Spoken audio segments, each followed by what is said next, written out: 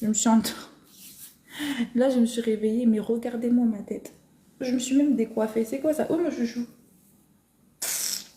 Attends. C'est le bordel partout.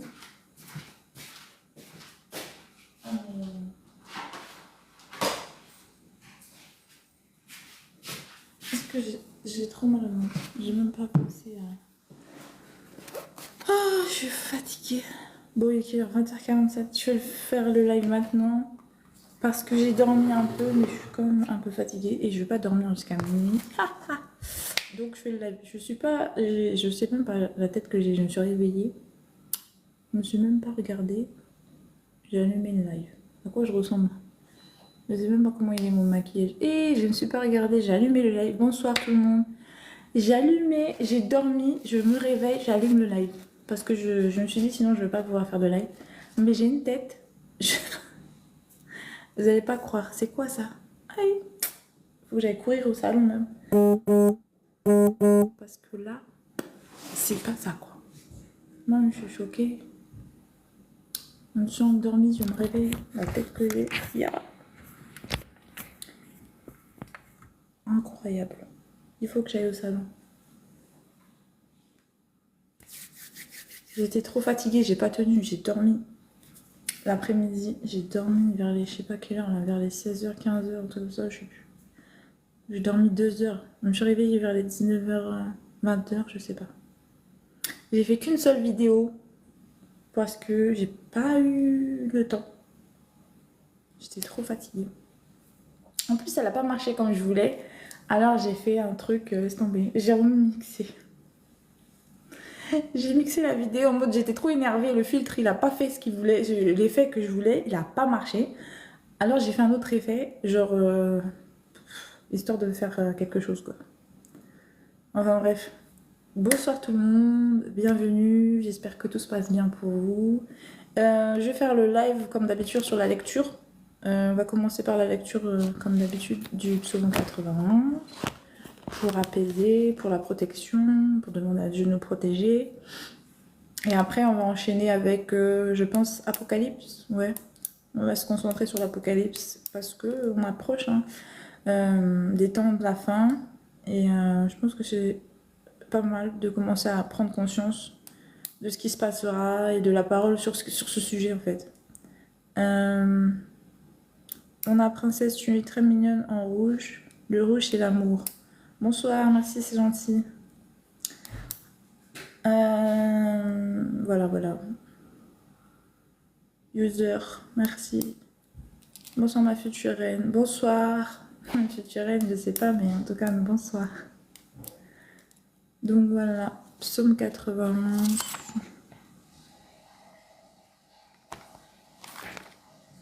Il fait chaud.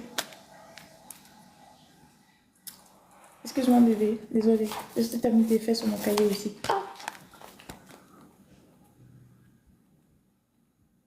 Tu bugs de ouf. Ah bon? Si je bug... je sais pas. Je peux pas dire que... Moi je me vois clairement. Peut-être c'est de votre côté. La connexion bug. Parce que moi ça va. J'ai pas de problème de connexion.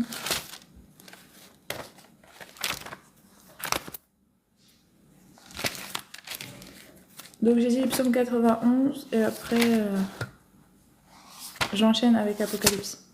J'avais commencé déjà l'Apocalypse la dernière fois, je sais pas pour ceux qui étaient là.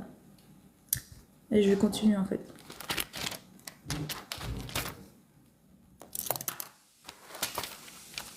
Juste moi, je vais me mettre sur le psaume. J'ai chaud. Je sais pas pour vous, mais il a fait quand même super chaud. Et c'était cool parce que ça faisait longtemps que j'avais pas de soleil ici, dans le 78. Donc j'étais contente, mais alors la chaleur, pardon. Ça faisait longtemps. Je retrouve plus la page des psaumes. Ah, c'est bon.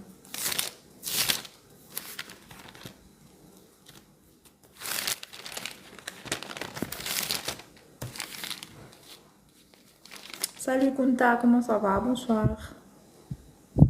Et je suis pas... Hey, mon maquillage est pas frais du tout, j'ai dormi sur mon maquillage comme ça là. Donc vous voyez fraîche, enfin vous voyez pas trop super top là parce que j'ai dormi. Mais j'avais passé une nuit blanche hier, c'est pour ça. J'ai dormi juste 2 heures dans l'après-midi. C'est pour ça que je suis bizarre un peu. Donc, lecture du psaume 91. Vous êtes prêts? Peut-être je vais prendre mes lunettes, je vais pas on va faire ça. Parce que j'ai vu mes lunettes tout à l'heure là. Attends. Je l'ai pas.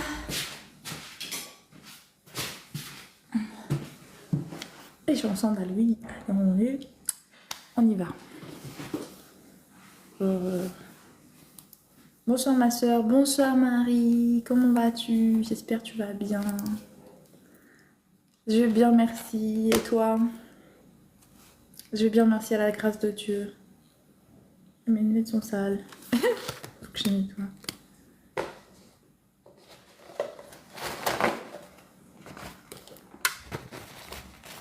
Merci pour les likes. Que Dieu vous bénisse. Je vais juste nettoyer mes lunettes pour faire la lecture du psaume 91. Comme ça, on va essayer de se mettre bien avec de paroles dans l'ambiance sous la protection de Dieu. Hop. Tac. Voilà. Ouais, bon, ça ira. Celui qui demeure sous l'abri du Très-Haut repose à l'ombre du Tout-Puissant. Je dis à l'Éternel mon refuge et ma forteresse, mon Dieu en qui je me confie.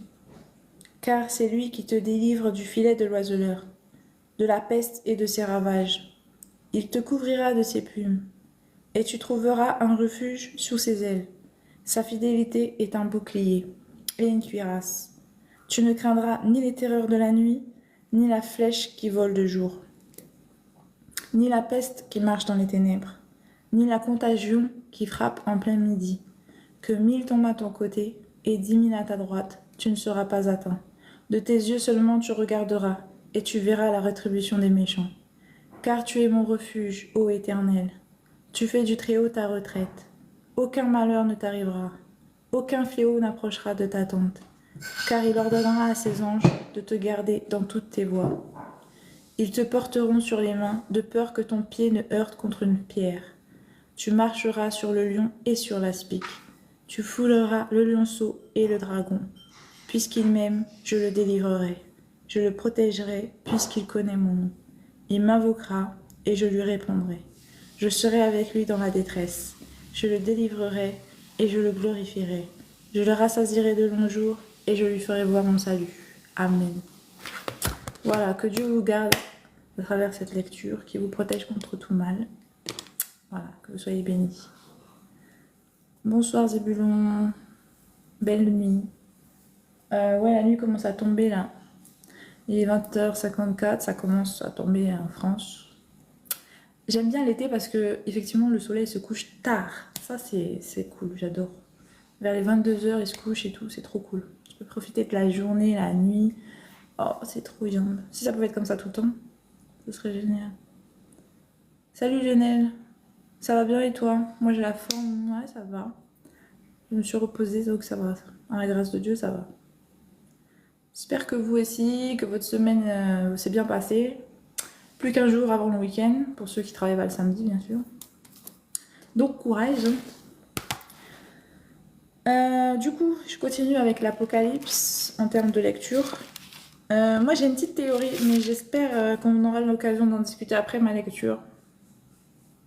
Je préfère d'abord lire et après, vous aurez votre interprétation de vous-même. Et ensuite, on en discutera tous ensemble si vous le souhaitez. Et puis vous pourrez me confirmer. Bonjour Dieu d'est amour, comment ça va? Justement, tu tombes bien comme tu es une des personnes qui étudie bien la Bible et tout. J'ai une théorie sur l'Apocalypse, tu me diras si je me suis trompée ou pas. Donc, enfin c'est pas trompée parce qu'en fait ça dépend.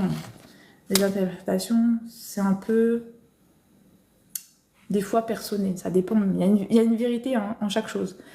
Mais on va voir. On va discuter après. Déjà, je vais lire.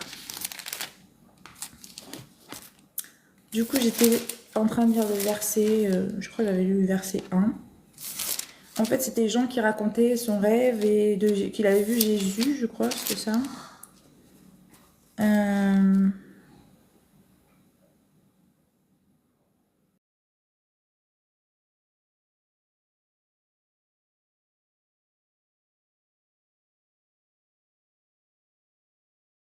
Le verset 2.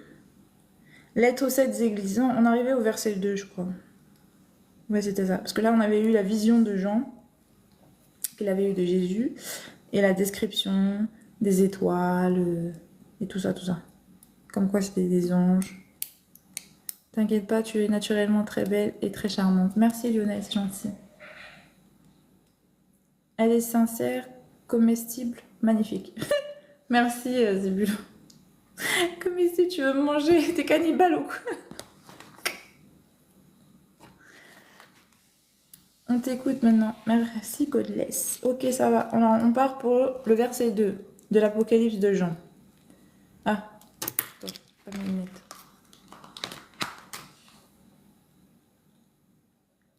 Alors écoutez bien parce que cette fois-ci, je veux qu'on va aller dans nos interprétations. Ça veut dire que je veux bien qu'on échange sur la compréhension de ce verset. D'accord? Alors, lettre aux 7 églises à l'église d'Éphèse. Écrit à l'ange de l'église d'Éphèse. Bon, alors ça c'est Jésus qui dit à Jean, à travers le songe, d'aller écrire à l'église d'Éphèse. Voici ce que dit celui qui tient les 7 étoiles dans sa droite. Celui qui marche au milieu des 7 chandeliers. Je connais tes œuvres, ton labeur et ta persévérance. Je le sais, tu ne peux supporter les méchants. Tu as éprouvé ceux qui se disent apôtres et ne le sont pas, et tu les as trouvés menteurs. Tu as de la persévérance, tu as souffert à cause de mon nom, et tu n'étais pas lassé. Mais j'ai contre toi que tu as abandonné ton premier amour. Souviens-toi donc d'où tu es tombé, repens-toi et pratique tes premières œuvres. Sinon je viendrai à toi et j'écarterai ton chandelier de sa place, à moins que tu ne te repentes. Cependant, tu as ceci pour toi, c'est que tu as de la haine pour les œuvres des Nicolaïtes, pour lesquelles moi aussi j'ai de la haine. Que celui qui a des oreilles écoute ce que l'Esprit dit aux églises. Au vainqueur, je donnerai à manger de l'arbre de vie qui est dans le paradis de Dieu. Bonsoir impératrice, bonsoir Vovodula, comment ça va? Donc, pour rappel, je rappelle c'est quoi les églises? Ah non, pas les églises. Les étoiles et les chandeliers, parce qu'il en a fait mention dans le verset 1. Il avait dans sa main droite 7 étoiles, de sa bouche sortait une épée aiguë et tranchante, et son visage était comme le soleil. Ça, c'est la description de Jean, verset 1, pour qu'on puisse rétablir les étoiles, les chandeliers. Quand je vis, je tomberai à ses pieds comme mort. Il posa sur moi sa main droite en disant, sois crainte. Moi, je suis le premier et le dernier. Le vivant, j'étais mort, et me voici vivant au siècle des siècles. Je tiens les clés de la mort et du séjour des morts. Écris donc ce qui va se produire quant au mystère des 7 étoiles que tu as vues dans ma main droite et les 7 chandeliers sont les églises. Donc, on va dire que spirituellement, il a représenté chaque église par un chandelier et des étoiles, ça représente les anges. Bon. Sachant que pour moi, ce qu'on considère église, après c'est mon avis et j'ai besoin de savoir si vous êtes d'accord avec moi. J'ai une question s'il vous plaît. Oui. Vovo Duala, je t'écoute. C'est que j'ai une théorie, c'est que les églises, alors je préfère tout de suite en demander là, on parle des corps, mais humains, enfin des hommes. Des hommes qu'il a choisis dans chaque, on va dire famille, on va dire peut-être. Et à travers la représentation de l'église dans une famille, il a choisi un ange dans cette famille pour sauver la lignée de la famille. Donc, ce que je considère du péché. Donc en fait, dans les églises, ça concerne le péché et le maintien de la chair, le péché dans la chair, qu'il y a dans la chair, qui est maintenu sur l'âme, enfin sur la famille en fait. Et si je considère que l'ange qu'il a choisi est le libérateur de cette famille en fait, c'est lui qui va porter, parce qu'il parle de victoire, il parle des églises, il parle des victoires. On sait très bien que Jésus, quand il parlait d'église en général aussi, spirituellement, il parle aussi des corps. Des corps comme quoi c'est les corps humains, enfin les corps qu'on a là. C'est ce qu'on appelle le temple et l'église de Dieu aujourd'hui. Il est prêtre de nos corps, prêtre de nos églises. Il prêche auprès directement de chacun de nos âmes. En fait, il est le bon berger, le prêtre, et nous sommes les épouses et les églises de Jésus, en gros. Donc, c'est ce que moi je comprends à travers ça. Et donc là, il parle que le péché qui a été retenu dans cette famille et dans cette église, on va dire dans leur corps, donc dans leur lignée, doit être racheté par l'ange. L'ange, c'est l'enfant qu'il a choisi de placer donc sur sa tête la responsabilité de la repentance de la famille entière, de cette lignée du péché. Et le péché, il nous dit quel péché qui est reproché et quel péché, enfin, ils doivent purifier. Quel péché l'ange doit purifier. Et donc il dit aux autres d'écouter, parce que c'est pas qu'un seul enfant d'une seule lignée qui est concerné, c'est toutes les églises qui sont concernées par ce péché et tous les anges qui ont à faire ce même travail pour libération. Enfin, ça c'est mon point de vue. Ça c'est mon interprétation. Après, vous avez possibilité d'interpréter autrement. Et totalement d'ailleurs, ça c'est moi qui vois comme ça. Après, chacun son point de vue et selon son expérience et selon sa compréhension.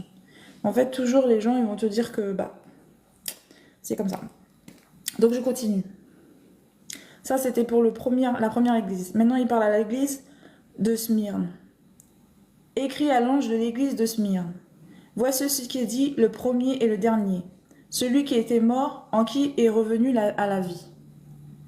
Je connais ton épreuve et ta pauvreté, et pourtant tu es riche. Et les calomnies de ceux qui se disent juifs et ne le sont pas, mais qui sont une synagogue de Satan. Ne crains pas ce que tu vas souffrir, voici le diable va jeter quelques-uns d'entre vous en prison, afin que vous soyez éprouvés, et vous aurez une affliction de 10 jours. Sois fidèle jusqu'à la mort, et je te donnerai la couronne de vie. Que celui qui a des oreilles écoute ce qui est écrit, ce que l'Esprit dit aux églises. Le vainqueur ne sera point touché par la seconde mort.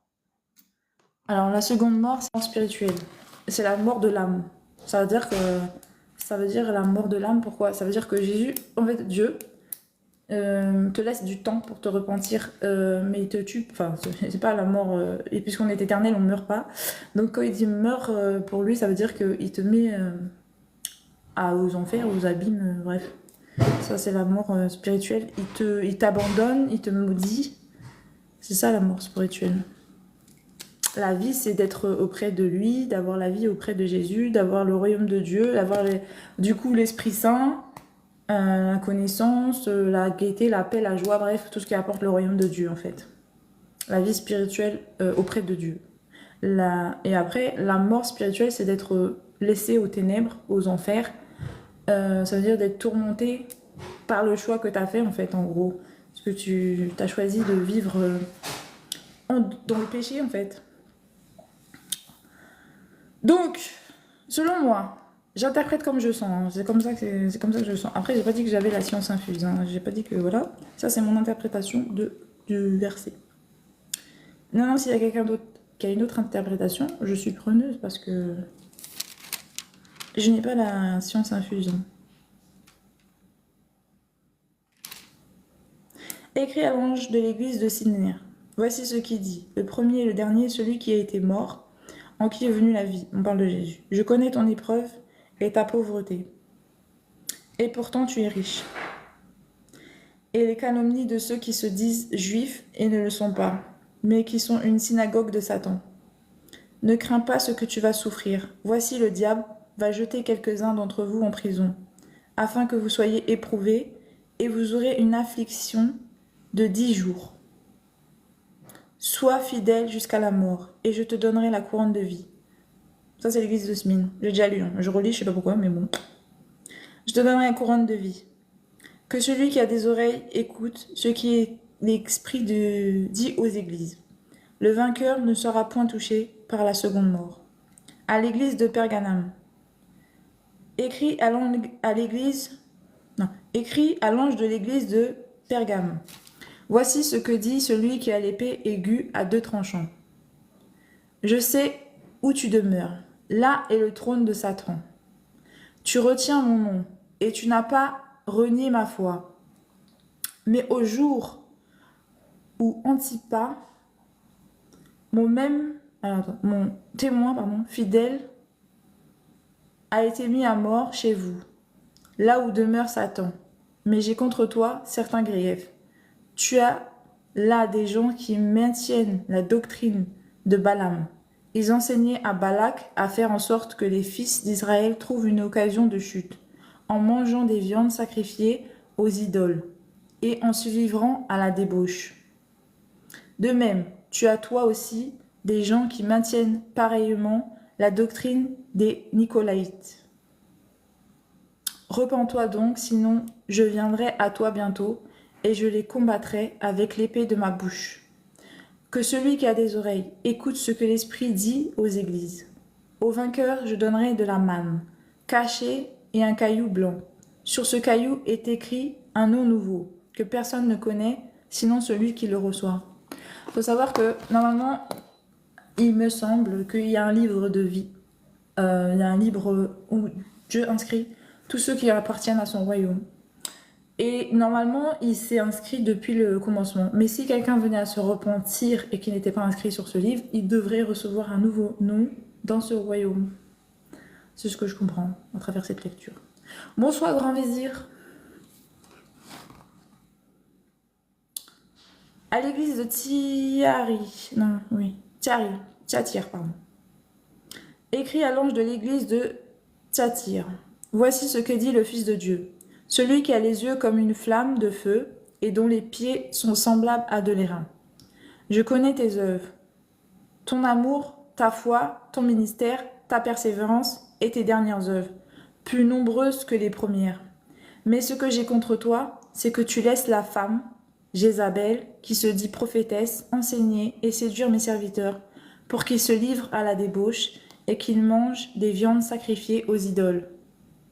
Je lui ai donné du temps pour se repentir, mais elle ne veut pas se repentir de sa débauche. Voici que je la jette sur un lit et que je plonge dans une grande affliction ceux qui commettent adultère avec elle, à moins qu'ils ne se repentent de ses œuvres. Je frapperai la mort ses enfants.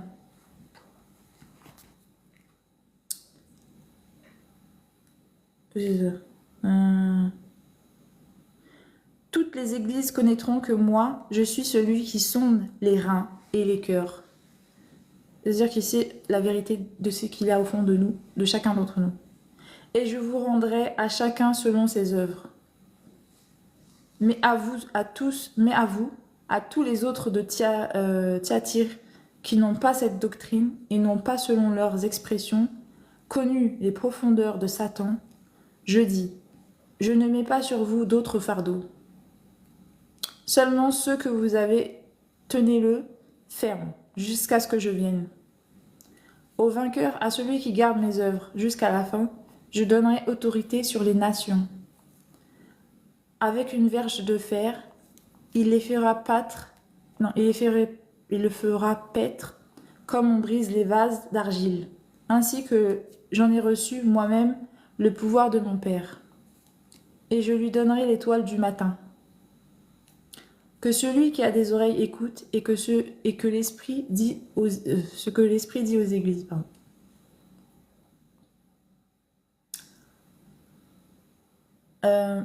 Non, il n'y a pas la question de... Vos dieux là, tu l'as pas posé ta question. Tu poses plus de questions. Écrit à l'ange... Alors là, ça c'est l'église de Sardes. Écrit à l'ange de l'église de Sardes. Voici ce que dit celui qui a les 7 esprits de Dieu et les 7 étoiles. Je connais tes œuvres. Tu as le renom d'être vivant, mais tu es mort. Sois vigilant et affermis le reste qui allait mourir, car je n'ai pas trouvé tes œuvres parfaites devant mon Dieu. Rappelle-toi comment tu as reçu et entendu la parole. Garde-la et repens-toi. Si tu ne veilles pas, je viendrai comme un voleur, et tu ne sauras point à quelle heure je viendrai te surprendre. Cependant, tu as à Sardes quelques hommes qui n'ont pas souillé leurs vêtements. Ils marcheront avec moi en vêtements blancs, parce qu'ils en sont dignes. Ainsi le vainqueur se vêtira de vêtements blancs. Je n'effacerai pas son nom du livre de vie, et je confesserai son nom devant mon Père et devant ses anges. Que celui qui a des oreilles écoute ce que l'Esprit dit aux églises. À l'église de Philadelphie. Écrit à l'ange de l'église de Philadelphie. Voici ce que dit le Saint, le véritable, celui qui a la clé de David, celui qui ouvre et personne ne fermera, celui qui ferme et personne n'ouvrira. Je connais tes œuvres. Voici, j'ai mis devant toi une porte ouverte, que nul ne peut fermer. Parce que tu as peu de puissance, que tu as gardé ma parole et que tu n'as pas renié mon nom. Voici, je livrerai tes gens de la synagogue de Satan, qui se disent juifs et ne le sont pas, car ils mentent. Voici, je les ferai venir se prosterner à tes pieds et reconnaître que je t'ai aimé. Parce que tu as gardé le mot d'ordre de persévérer en moi. Je te garderai moi aussi de l'heure de l'épreuve qui va venir sur le monde entier pour éprouver les habitants de la terre. Je viens bientôt, tiens ferme ce que tu as, afin que personne ne prenne ta couronne. Du vainqueur je ferai une colonne dans le temple de mon Dieu, et il n'en sortira plus. J'écrirai sur lui le nom de mon Dieu et celui de la ville de mon Dieu, la nouvelle Jérusalem qui descend du ciel d'auprès de mon Dieu, ainsi que mon nom nouveau.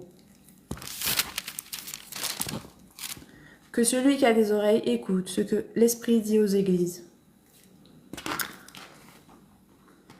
Alors, à la dernière église. La 7e église. À l'église de Laodicée. Écrit à l'ange de l'église de Laodicée. Voici ce que dit l'Amen. Donc le pain, normalement, je crois.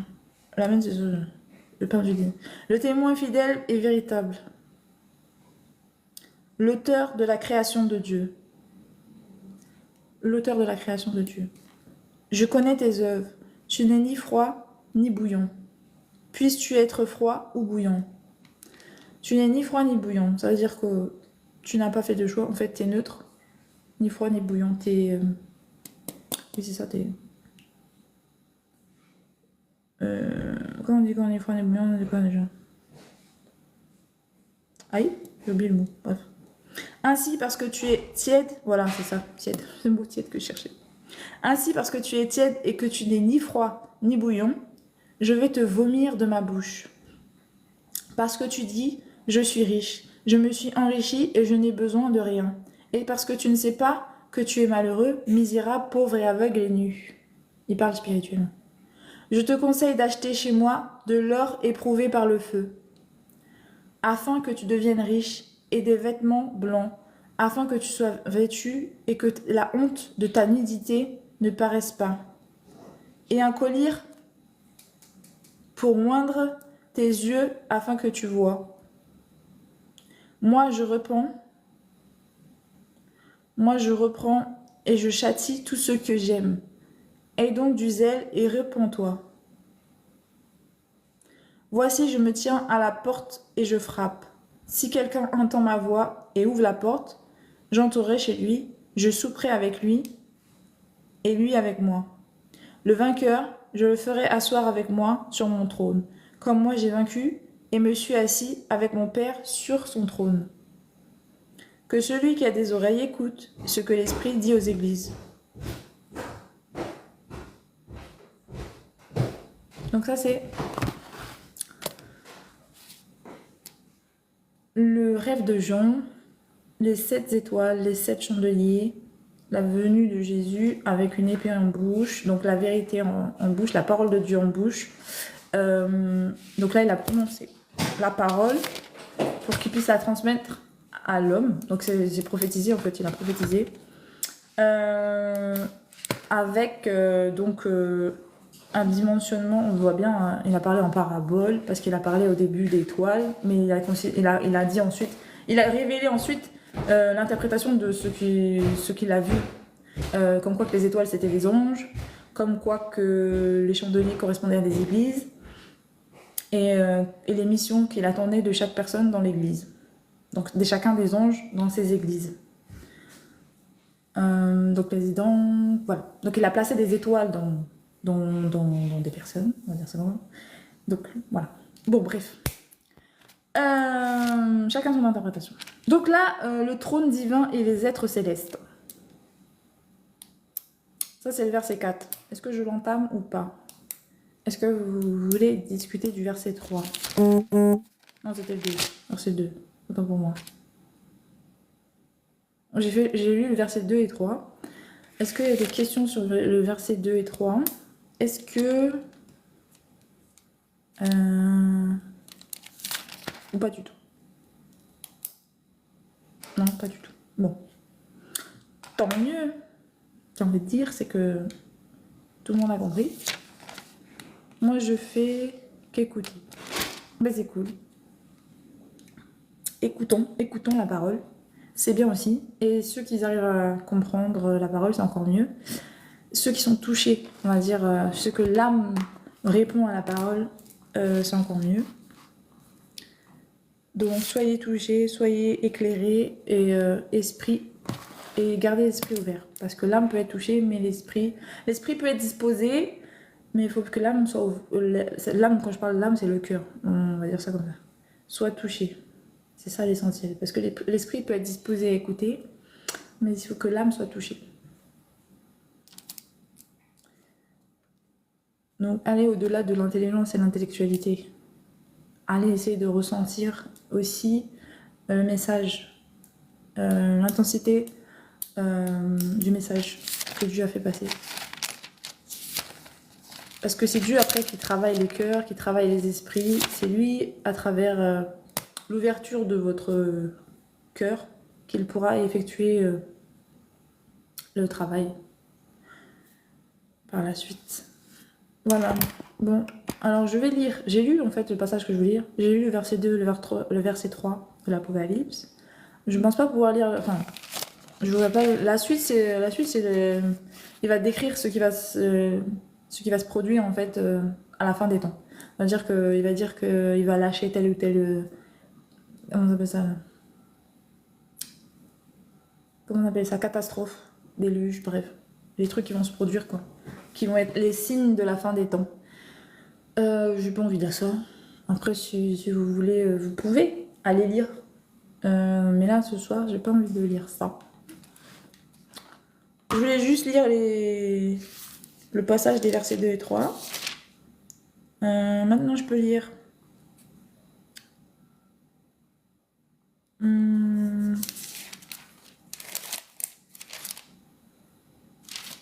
Pierre, peut-être.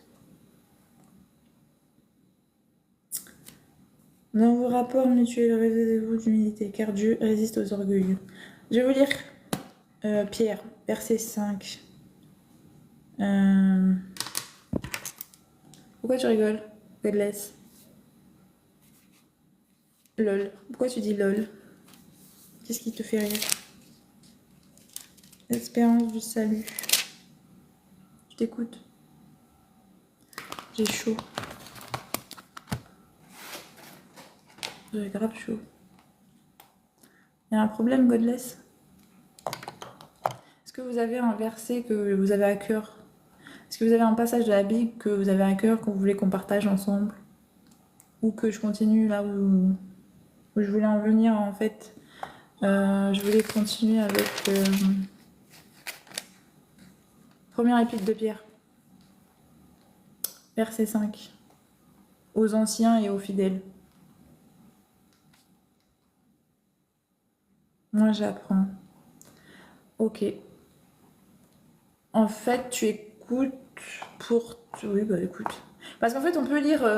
on peut avoir une première écoute, ne pas tout saisir, ou même se dire à l'envers, parce qu'on n'a pas lu d'autres passages qui donnent l'interprétation ou quoi qu'est-ce. et qu'à travers après la suite, la méditation et tout ça, on a une révélation sur la parole et une autre compréhension qu'on n'avait peut-être pas eue au premier abord. Ça arrive. Surtout, c'est le Saint-Esprit qui révèle en fait certaines choses qu'on n'avait pas compris ou quoi. Du coup, il y a de fortes chances, des fois, ça m'arrive d'interpréter avec mon intelligence, mais ça veut pas forcément dire que j'ai bon. Parce qu'en général, il paraît que l'interprétation de Dieu, de toute façon, en général, la parole de Dieu n'est pas quelque chose de simple. Les gens qui les étudient, ils peuvent étudier pendant des années la Bible avant d'avoir eu la compréhension de ce qu'ils ont compris. Donc, j'ai envie de te dire, c'est pas moi avec qui va vous donner une interprétation juste de ce que la parole de Dieu. Le Saint-Esprit lui-même peut vous révéler la parole de Dieu parce qu'il est, il est de Dieu, mais directement, quoi. Je veux dire, il est en lien direct avec Dieu.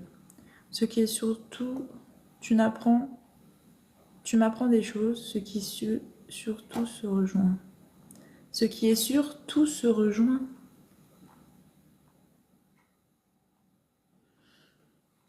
D'accord.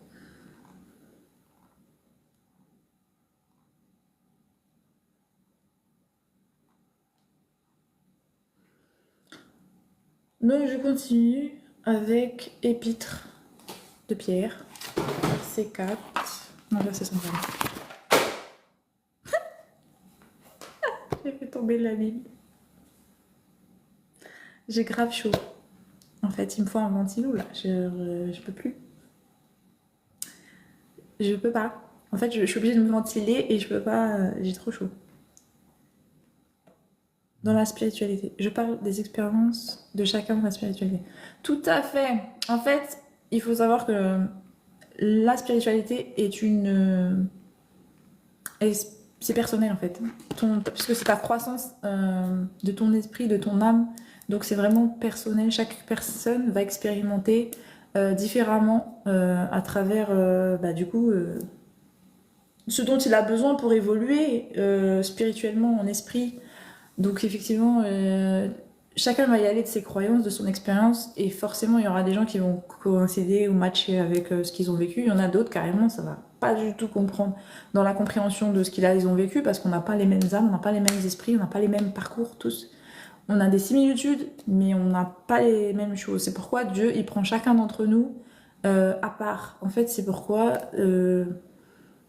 on s'inspire des autres, mais c'est Dieu qui nous forme, c'est Dieu qui nous creuse, c'est lui qui nous connaît, c'est lui qui nous transforme, c'est lui voilà, qui gère ça. C'est Jésus qui gère ça. Parce que sinon, nous, si c'est juste nous-mêmes, on n'aura pas du tout la même histoire. Moi, il suffit de voir la Bible pour comprendre que chacun, Dieu, il va avec il laisse le caractère à chacun. En fait, on sent que chacun a son caractère, chacun, même s'il est imprégné de l'Esprit de Dieu, parce que tu as compris que tous les personnages qui sont dans la Bible, ils ont l'Esprit Saint, et on voit bien qu'ils ont une histoire totalement différente chacun, et ils correspondent tous à leur âme et ce que Dieu a placé en eux et les attentes qu'il avait pour eux. Donc, effectivement, la spiritualité est un domaine personnel, il est propre à toi-même. Tu n'auras jamais la même spiritualité que quelqu'un. Normalement, hein, si tu choisis le domaine de la spiritualité et pas des croyances religieuses, parce que en réalité, la religion, c'est quoi? C'est tu adoptes la pratique et la croyance de ton prochain, de ton frère, en fait. Alors qu'au final, ça peut ne pas te correspondre. C'est pourquoi il y a beaucoup de gens qui ne se sentent pas proches de Dieu, parce que c'est pas la bonne approche, parce que ça ne les correspond pas, ça résonne pas avec eux, au fond d'eux. Il faut trouver ce qui résonne avec toi-même, en fait, pour pouvoir t'aider à t'éveiller spirituellement et à correspondre et à véhiculer ce dont tu as besoin pour grandir et te rapprocher de Dieu. Il faut que tu résonnes avec toi-même, en fait. Il faut que tu trouves ton toi intérieur, quoi. Pas le soi des autres, mais le toi à toi. Le toi intérieur qui résonne avec toi, avec ta spiritualité, avec ce que Dieu a mis en toi, l'étoile qu'il a mis en toi.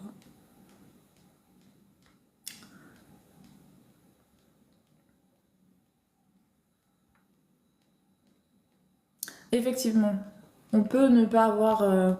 on peut avoir des chemins qui peuvent coïncider, des histoires, mais le chemin emprunté, c'est Dieu qui trace, c'est lui qui connaît ce qu'il a mis, il a placé pour toi, parce qu'il est en fonction de ton âme, de tes blessures, de ton vécu, de ton tout ça. Il faut prendre tout ça en place. Donc on aura des similitudes, mais ce sera jamais exactement la même chose.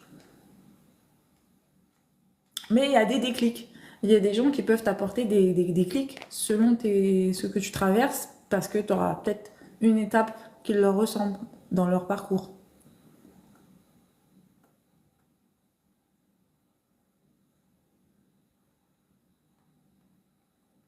Bonsoir, de Pierre, chapitre 3, verset 5. Exactement, c'est ce que j'allais lire, Phoenix. Bonsoir.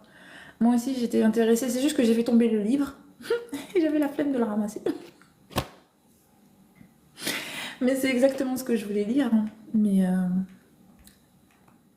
attends, est-ce que je vais ramasser le livre et je vais vous lire ce dont je voulais vous lire tout à l'heure. Attends.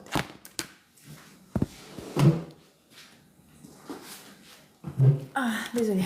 Ah, oui. Attends. Est-ce que je... Ah, maintenant, du coup, j'ai perdu la page. J'ai tellement chaud.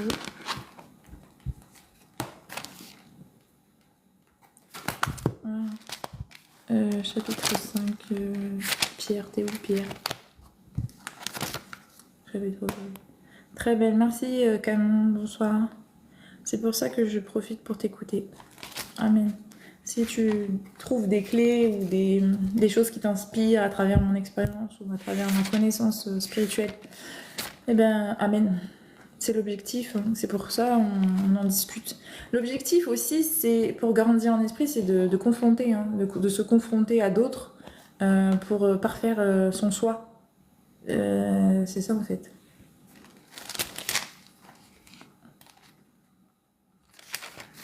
Parfaire sa connaissance, parfaire son soi intérieur. Voilà. Bonjour petit poussin, j'espère que tu vas bien. Donc c'est Pierre que je cherche. Ah voilà, c'est bon, j'ai trouvé. Alors, Pierre, verset 5.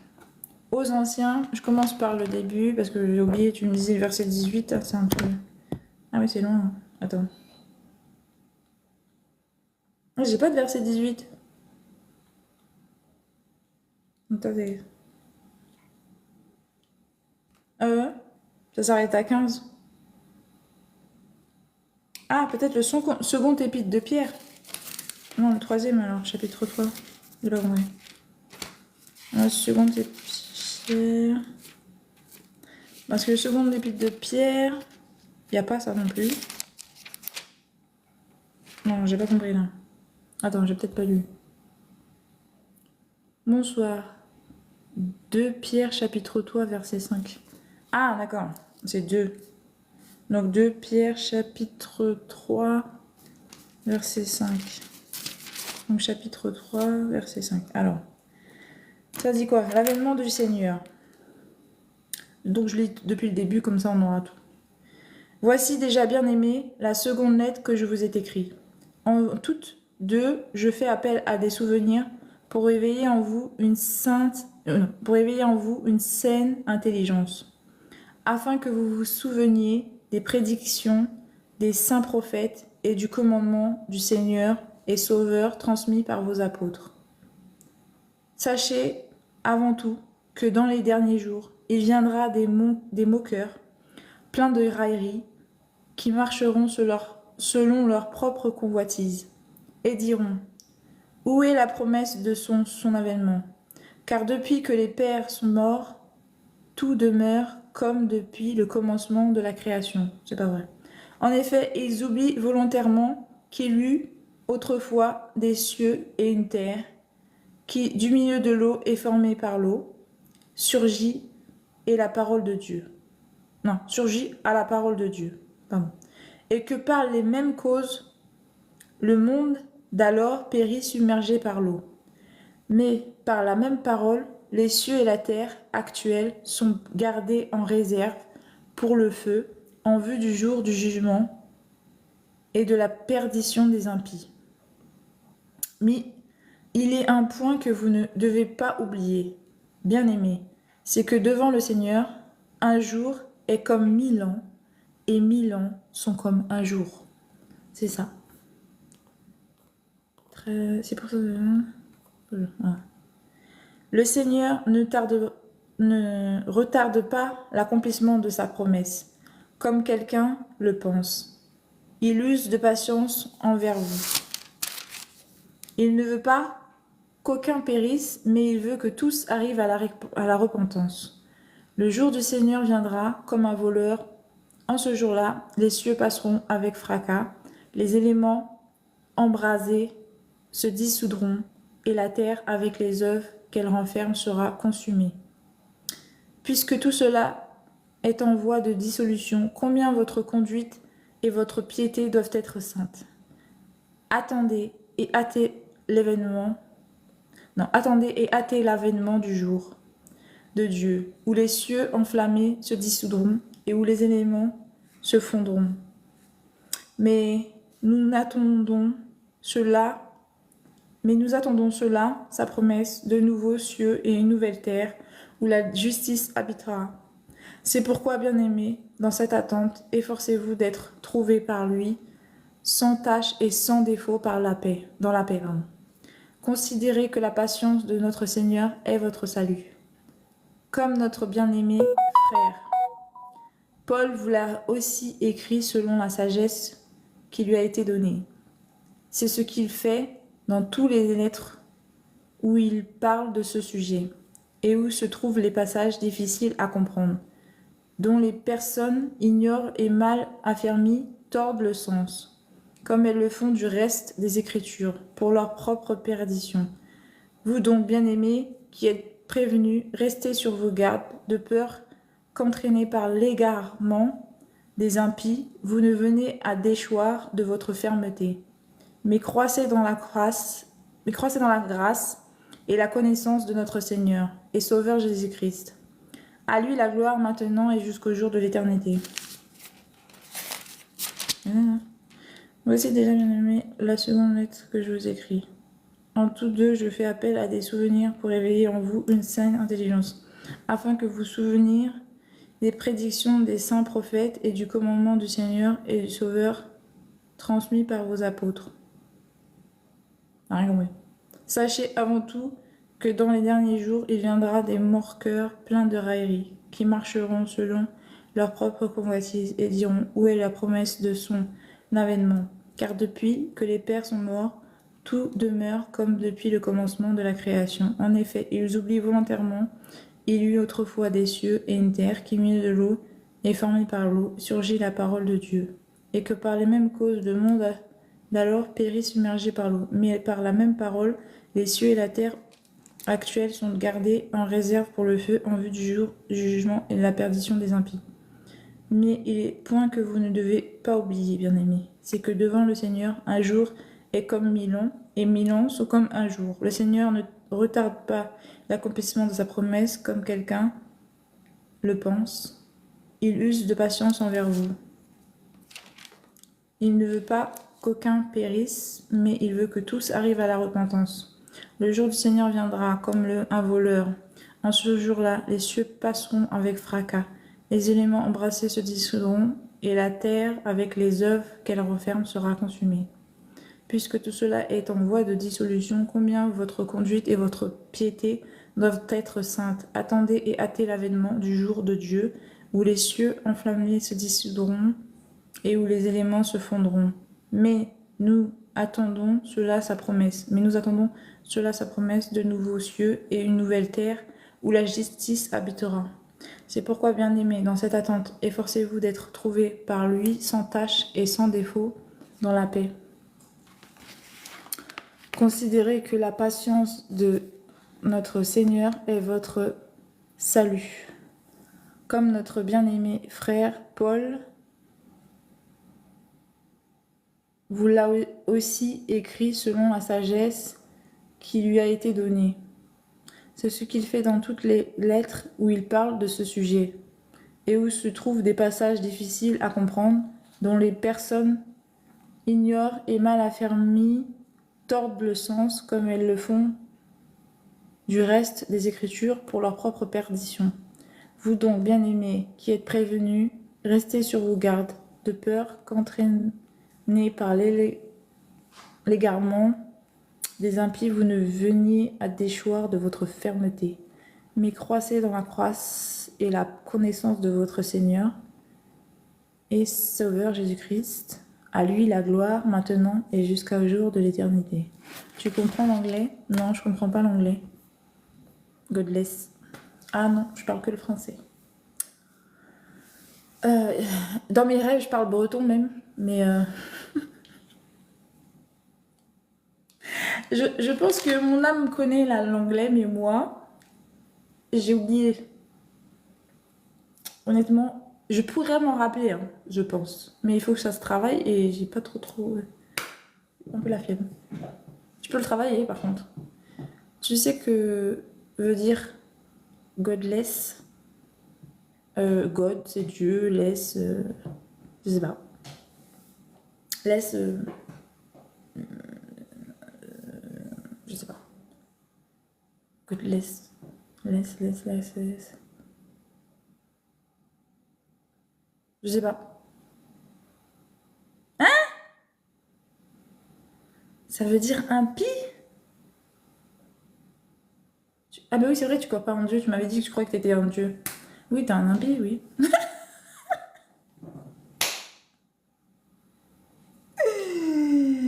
Ok, d'accord. Et donc, pourquoi tu me dis ça, godless?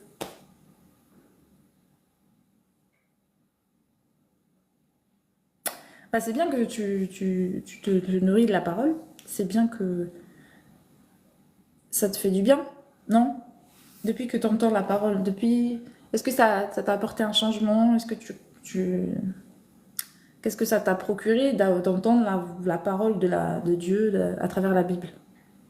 Ça t'a apporté quelque chose ou pas? Un apaisement ou bien... Mais je crois que tu connaissais déjà un peu, non?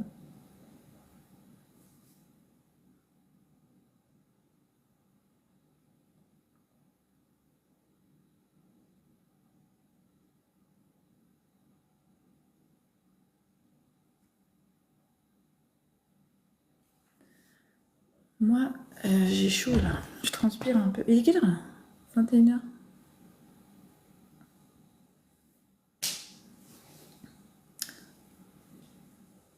Oui, un apaisement. Amen. Dieu merci. Dieu est grand. Dieu est grand.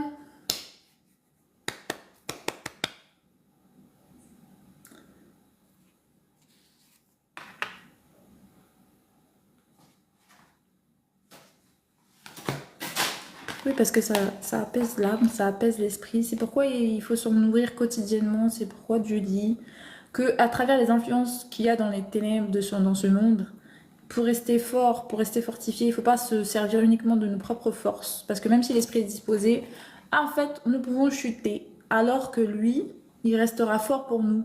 Donc c'est pourquoi il faut rester connecté au Père, à la source lumineuse. Et la parole de Dieu est une lumière pour l'esprit.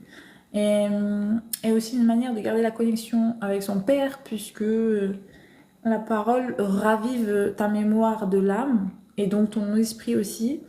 Et ça permet d'être solidifié à travers tes croyances et ta foi en Dieu. Et te donne donc la lumière face aux ténèbres en fait.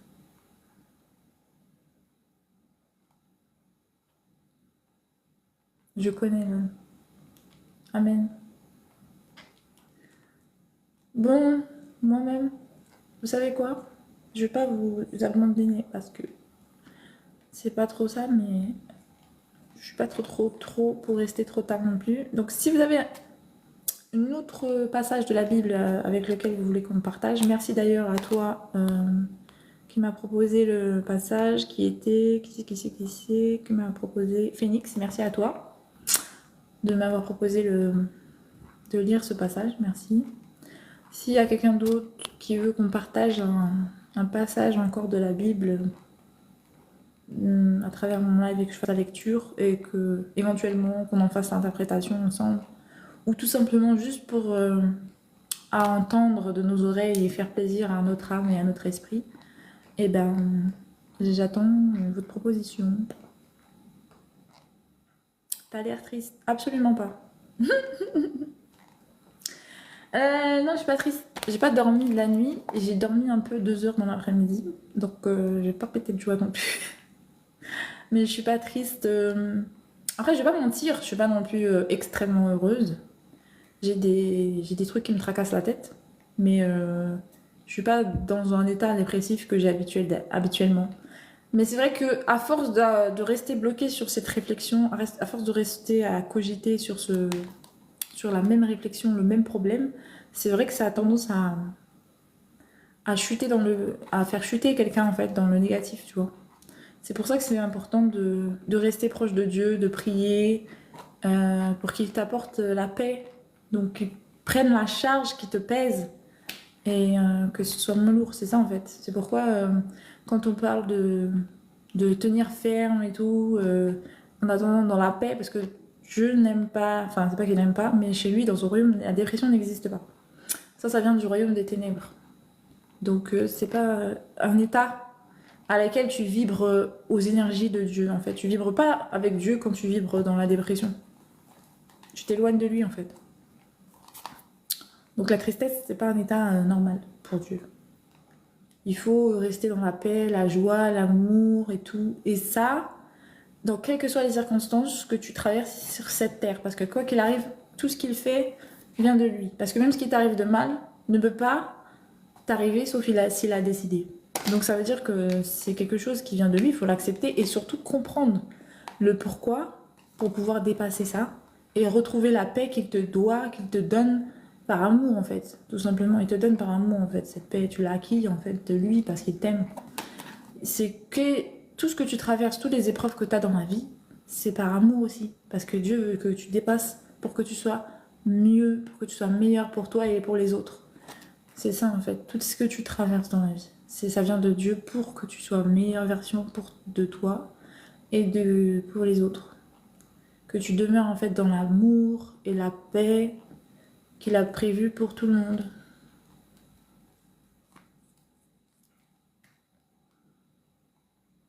Oui, le mal est nécessaire actuellement, oui, ça c'est certain. J'ai pas dit le contraire, je t'ai toujours dit ça. Je dis que le mal est nécessaire. Mais c'est pas quelque chose de bon. Donc il faut le supprimer un moment ou un autre. Une fois qu'il a fait son travail, d'ailleurs, c'est ça, la preuve. Dieu a laissé un temps pour ça. Mais c'est pas un état final. Par exemple, il dit pas pour l'infini, vous allez connaître les ténèbres. Ou l'opposition entre le bien et le mal. Il a dit que cette guerre entre le bien et le mal, vous devez le faire le temps qui vous le donne, le choix. Et à la fin de ce temps, il fera le jugement. Donc, effectivement, quant à l'éternité, un 1000 ans, c'est rien pour lui, en fait. Hein. Comme il dit dans la Bible, 1000 ans, c'est un jour. Donc, au final, là, ça veut dire que ça fait à peine 2 ou 3, 4 jours qu'on vit, en fait. Pour Dieu, pour Dieu, ça fait dire que lui, il se dit, mais c'est pas grave, l'essentiel, je laisse tant le... Même si, voilà, l'essentiel, c'est que j'ai réussi à sauver le plus de mes enfants, de ma création, on va dire. Donc, les gens qui pensent qu'il ne reviendra pas, il revient, il vous laisse le temps de faire le bon choix. Parce qu'il est question de choix, il vous laisse juste le temps de faire le bon choix. Après, il ne suffit pas de faire le bon choix, il suffit après aussi que si vous avez fait le mauvais choix, il va falloir pouvoir revenir. Et donc ça aussi, c'est du temps. Parce que la repentance peut se faire à travers des fois toute une vie. Ça dépend du péché en fait. Il y a des repentances qui peuvent se régler dans la même vie, mais il y a des repentances qui nécessitent de revenir, de se réincarner pour pouvoir expier les fautes. Donc, et en plus, la douleur, enfin, l'épreuve sera à la hauteur du mal qui a été causé. Sachant cela, j'ai envie de dire que certaines personnes, faites doucement. Faites doucement. Sérieusement. Pour vous-même, moi je dis ça. Parce que personnellement, j'ai expérimenté des énergies qui étaient négatives, des personnes qui avaient fait de mauvais choix. Bah, les énergies qui payent après, pardon, c'est horrible. Honnêtement, vaut mieux connaître la souffrance en ayant fait le bon choix que de connaître la souffrance en ayant la malédiction sur toi. Parce que quand tu as la bénédiction de Dieu et que tu traverses des des tempêtes, parce que les tempêtes sont nécessaires pour la transformation et tout, tralala, tu as toujours son appui, il est toujours auprès de toi et le fardeau est moins lourd. Par contre, quand tu es maudit, quand tu as la mort spirituelle, ça veut dire que quand tu appartiens aux ténèbres, que tu as déjà fait le mauvais choix, que tu es déjà dans les ténèbres, ta souffrance est elle est triple, elle est doublée, elle est... Je sais même pas comment expliquer en fait. T'as pas de paix, t'as pas de joie, t'as rien. T'es mort, en fait, c'est clairement ça. C'est comme si tu peux considérer ton âme, elle est morte. C'est comme si t'es un zombie. C'est horrible. C'est-à-dire que moi-même, qui a été dans la dépression, j'ai jamais connu une souffrance telle que les gens qui ont des énergies qui sont maudits. Eh, pardon. Je suis désolée pour vous. Moi, je prie pour vous. Hein. Je prie pour vos âmes. Je prie pour vous ayez le choix à faire de vous repentir. Parce que ce que vous vivez là, vous traversez dans vos âmes. C'est juste, mais juste pas normal. C'est juste pas... En fait, vous faites doublement mal. C'est-à-dire que vous avez choisi le mal pour vous soulager du mal que vous vivez, mais en faisant ça, vous faites encore plus de mal. En fait, ça sert à rien. C'est horrible. C'est que votre âme, elle est meurtrie. Elle est meurtrie. Clairement, elle est... Voilà. Elle est meurtrie. C'est horrible. Je suis désolée pour vous. Vraiment. Ça fait de la peine. Je dis ça avec toute compassion et humilité, sans prendre qui que ce soit de haut, ni quoi que ce soit. Vraiment pour pour avoir eu affaire à quelqu'un qui échange les énergies, les trucs et tout. Et ben croyez-moi que quand on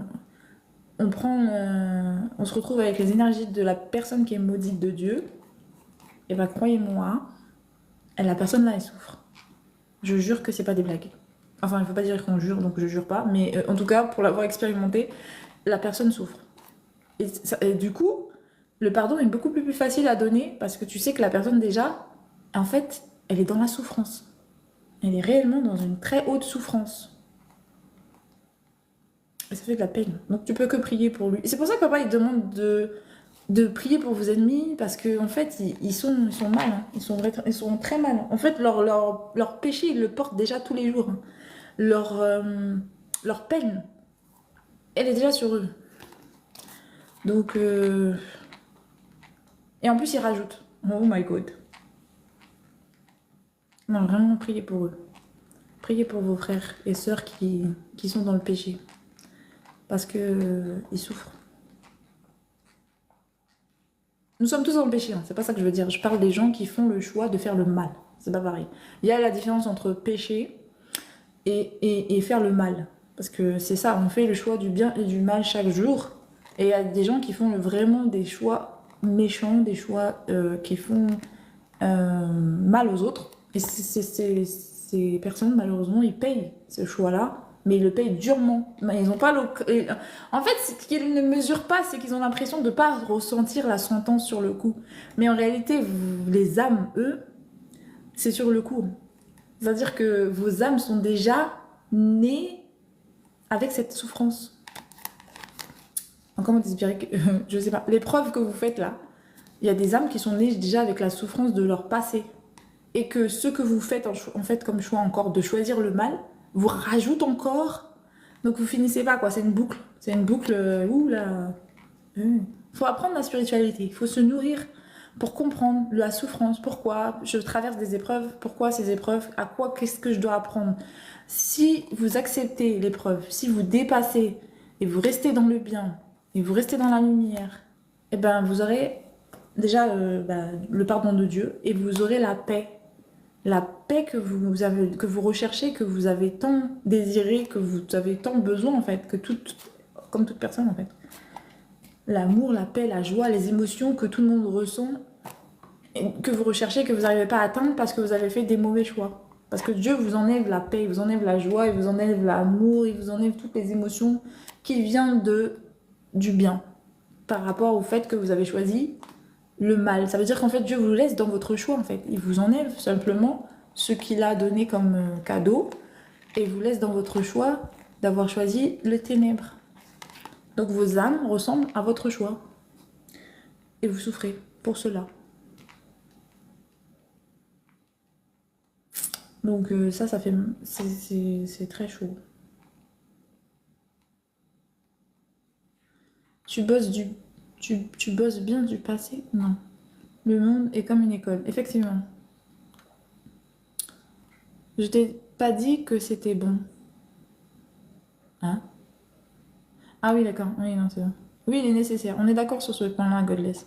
Ma chérie impératrice. Salut, bonsoir, Tis. Comment ça va? Ça date, tu vas bien? Merci. Ça va, ça va, ça va, à la grâce de Dieu. Godless, le monde est comme une école. Tout à fait. On est là pour apprendre quelque chose sur nous-mêmes. C'est sur nous-mêmes qu'on est venu travailler et la demande de Dieu. Ok, vous êtes venu travailler. Alors, demeurez en paix et dans l'amour et le partage. Choisissez, à travers les épreuves que je vous ai données, de continuer à demeurer ce pourquoi je vous ai créé, des lumières. Ça veut dire des âmes de bon. Ne vous laissez pas tenter par les ténèbres et chuter. Donc l'école, c'est ça. L'école, c'est se dépasser à travers les ténèbres, mais ne pas tomber dedans. Tu bosses bien, tu passes. Tu bosses bien, tu passes. Ouais, c'est ça. Exactement. Exactement, t'as tout compris. Tu passes au niveau supérieur. Plus tu as des bonnes notes, plus tu choisis le bien, plus tu passes, t'as des bonnes notes et plus tu montes. Plus tu montes, tu montes. Et tu montes en fait dans le royaume, vers le royaume de Dieu. C'est quoi la définition de la lumière en spiritualité? La définition de la lumière en spiritualité, c'est beaucoup de choses. Si on considère que la lumière du monde, la première lumière du monde, c'est le Christ. Donc c'est la première, c'est le premier être que Dieu a créé pour être parfait, qui approche d'une bonté d'énergie parfaite. Puisqu'en fait, il faut considérer l'énergie comme étant notre nature première. Alors, puisque l'homme est en fait fondé en 3 dimensions.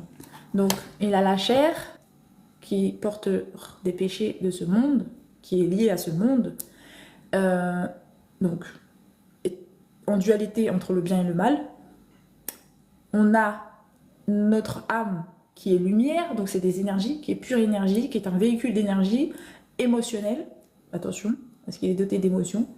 Et cette énergie nous vient de Dieu, cette âme nous vient de Jésus plus précisément, nous vient de la lumière de Jésus, du sacrifice de Jésus. Donc à travers cette âme, c'est une lumière, donc spirituellement, c'est les énergies que Jésus a libérées lors de son sacrifice et qu'il a été dispersé dans chacun d'entre nous.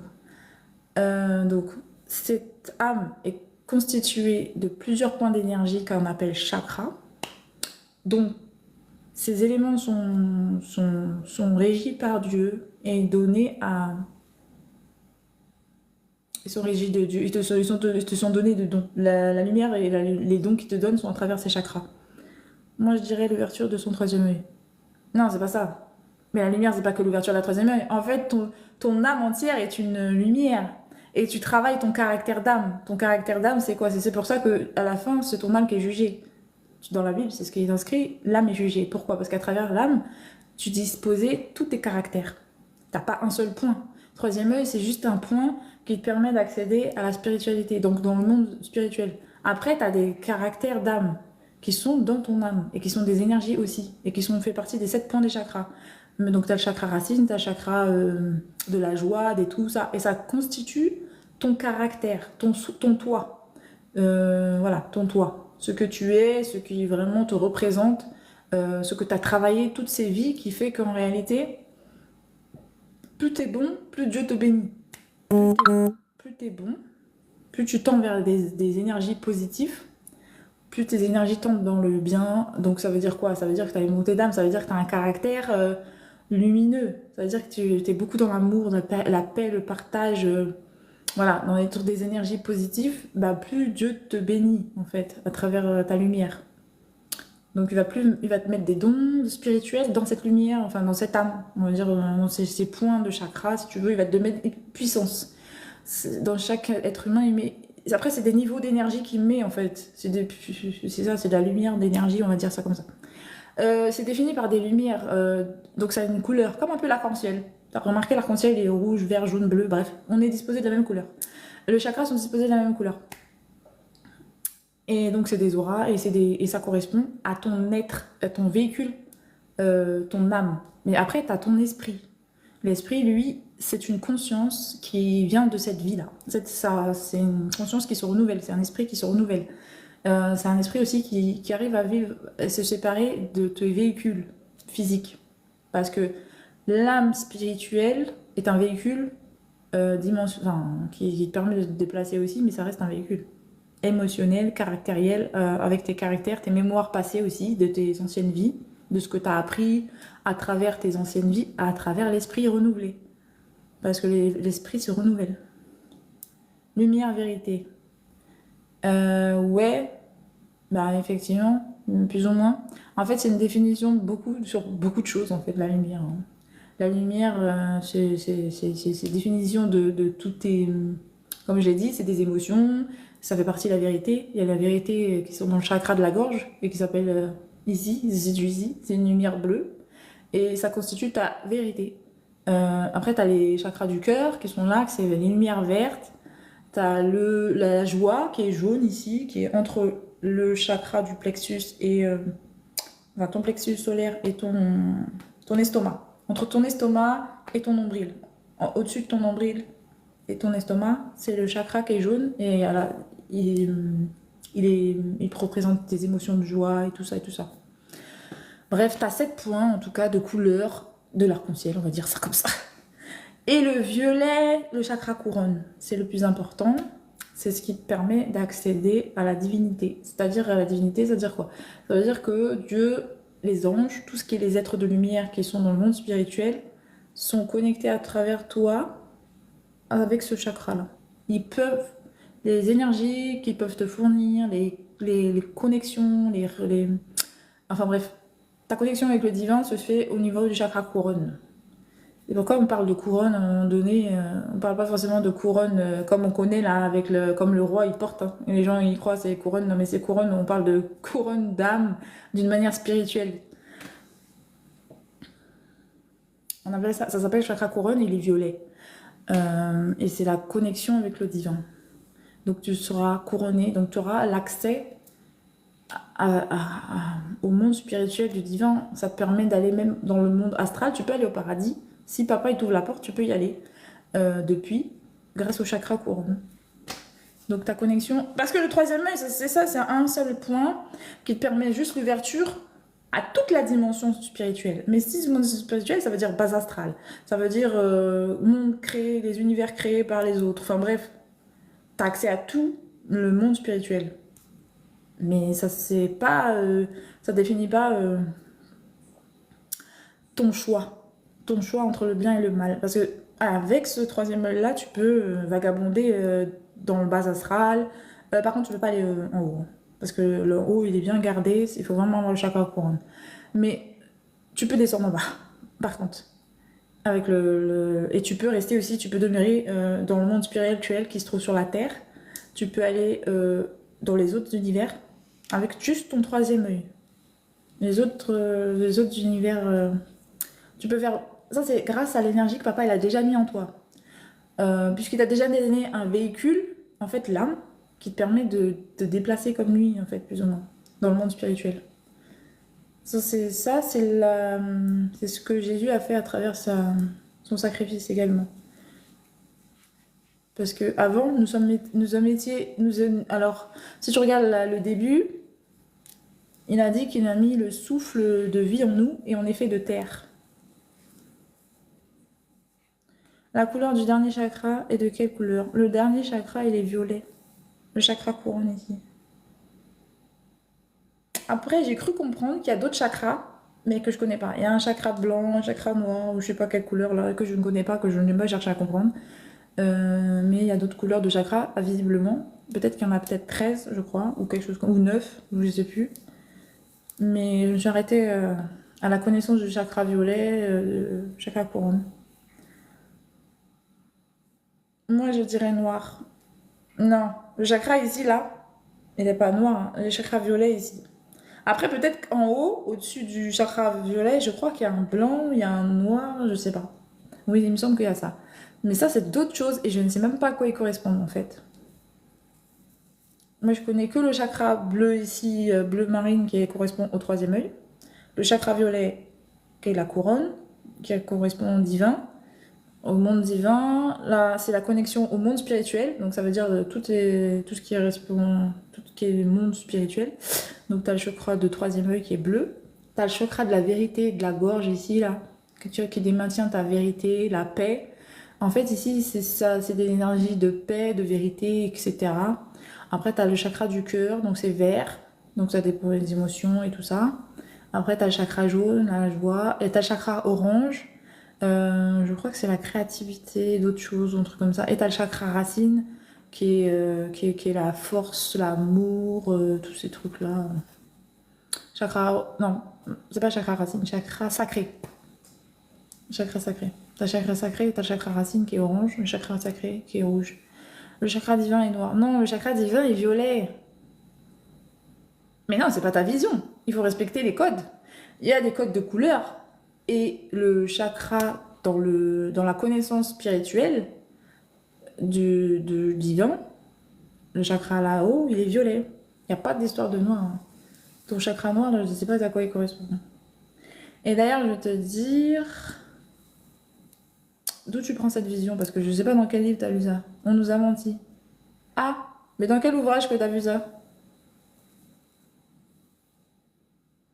Non, parce que pour moi, la couleur que même que Dieu met en arc-en-ciel, t'as remarqué, hein, c'est du rouge, du vert, du jaune, du bleu. Enfin, c'est les couleurs des chakras en fait. Des chakras dans lesquels on est disposé. Il n'y a pas de noir, je crois que j'ai pas vu de noir.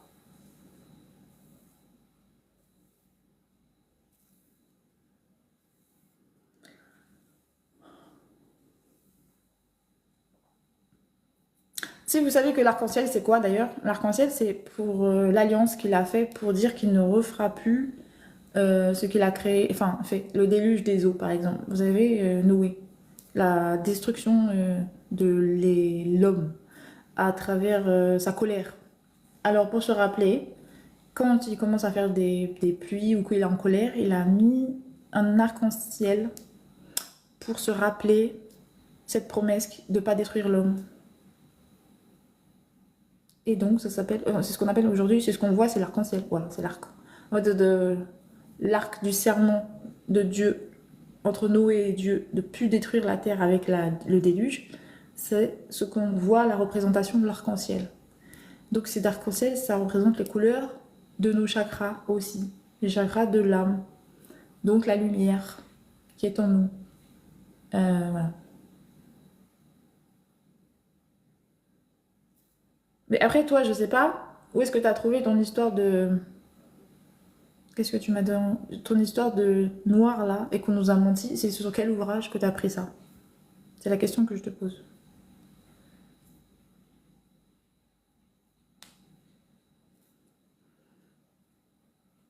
Après, il faut que tu me dises, hein, parce que moi, pour moi, ça reste cohérent. De ce que j'ai appris, de ce que j'expérimente, de ce que je connais, de mon expérience spirituelle et de ce que Dieu m'apprend. Voilà, je parle de Jésus, enfin Dieu c'est pareil. Euh, Bah c'est ça, il m'a appris les couleurs des chakras, c'est ça. C'est pas autre chose.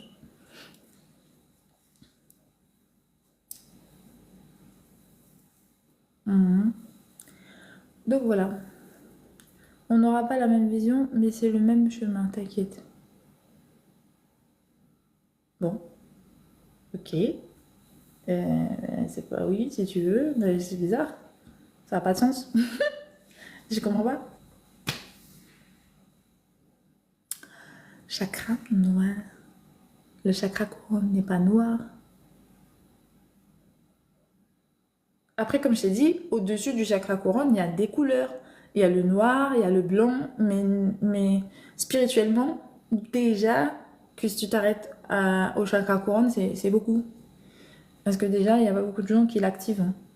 Alors, sachez que aussi, les chakras, ça se bloque. Hein. Les chakras, il y a des gens qui sont bloqués, leur troisième, il n'est même pas activé. Il y en a qui ont le chakra du cœur bloqué. Il y en a, ils ont le chakra de la vérité, du chakra de la gorge qui est bloqué.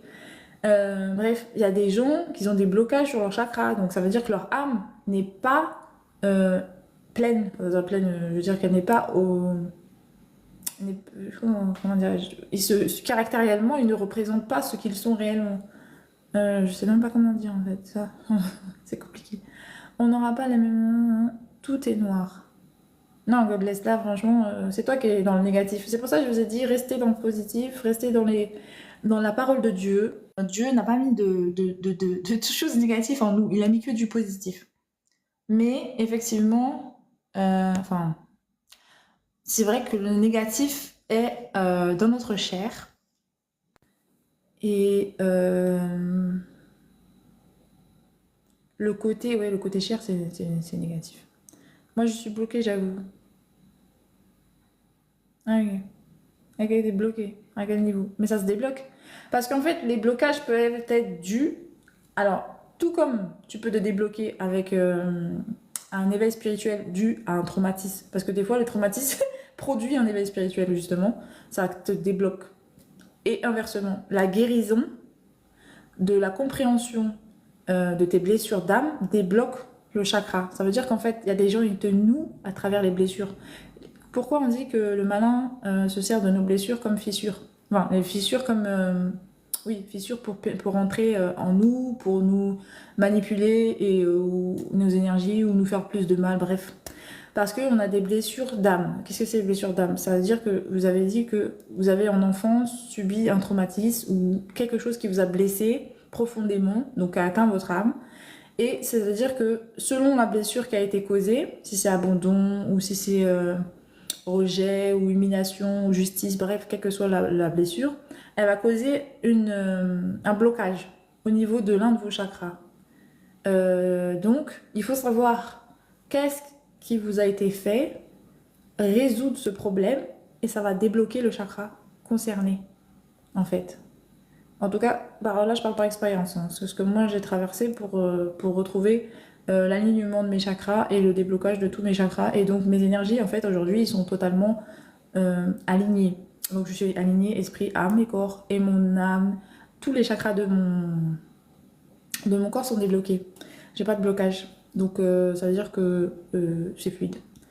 Et pour garder aussi cette fluidité, il faut faire des méditations pour qu'il ne s'imprègne pas de négativité. Donc il faut rester dans la prière pour garder un esprit disposé aux pensées positives, à rester dans la paix, à demeurer dans la paix que Dieu t'a apportée à travers voilà, ton ascension dans la lumière. Parce que en fait, savoir que débloquer vos blessures, enfin, débloquer vos chakras, c'est monter en ascension, monter en termes de lumière, en termes d'énergie. Vous montez dans l'énergie propre, vous êtes en pleine possession de vos énergies, en pleine possession, il n'y a plus de fissures pour que le mal puisse vous atteindre. Vous raisonnez avec vous-même. Donc vous êtes en résonance avec vous et vos énergies et ce que vous êtes. Vous êtes je suis. Vous comprenez? Vous prenez pleinement entre être et ne pas être, moi je suis. Voilà. Clair? Vous êtes plus mort, vous êtes vivant. Vous revenez à la vie. Votre réveil spirituel, c'est ça aussi. Belle... Merci Louis. J'ai été traumatisée, oui, je vois maintenant. Tout à fait, Godless. Si tu as un traumatisme, quel que soit le traumatisme, il faut que tu trouves le déclic. Qu'est-ce qui a causé ce traumatisme? À quel niveau? Parce que tu peux en avoir plusieurs, mais il faut trouver le vrai, le bon, celui qui va te permettre de débloquer le chakra concerné. Et une fois que c'est fait, tu pourras donc réactiver ton chakra et en fait libérer de cette blessure et donc tu seras guéri et par conséquent ton chakra va se débloquer et après tu pourras méditer pour faire le nettoyage et tout, mais le chakra va s'ouvrir en fait.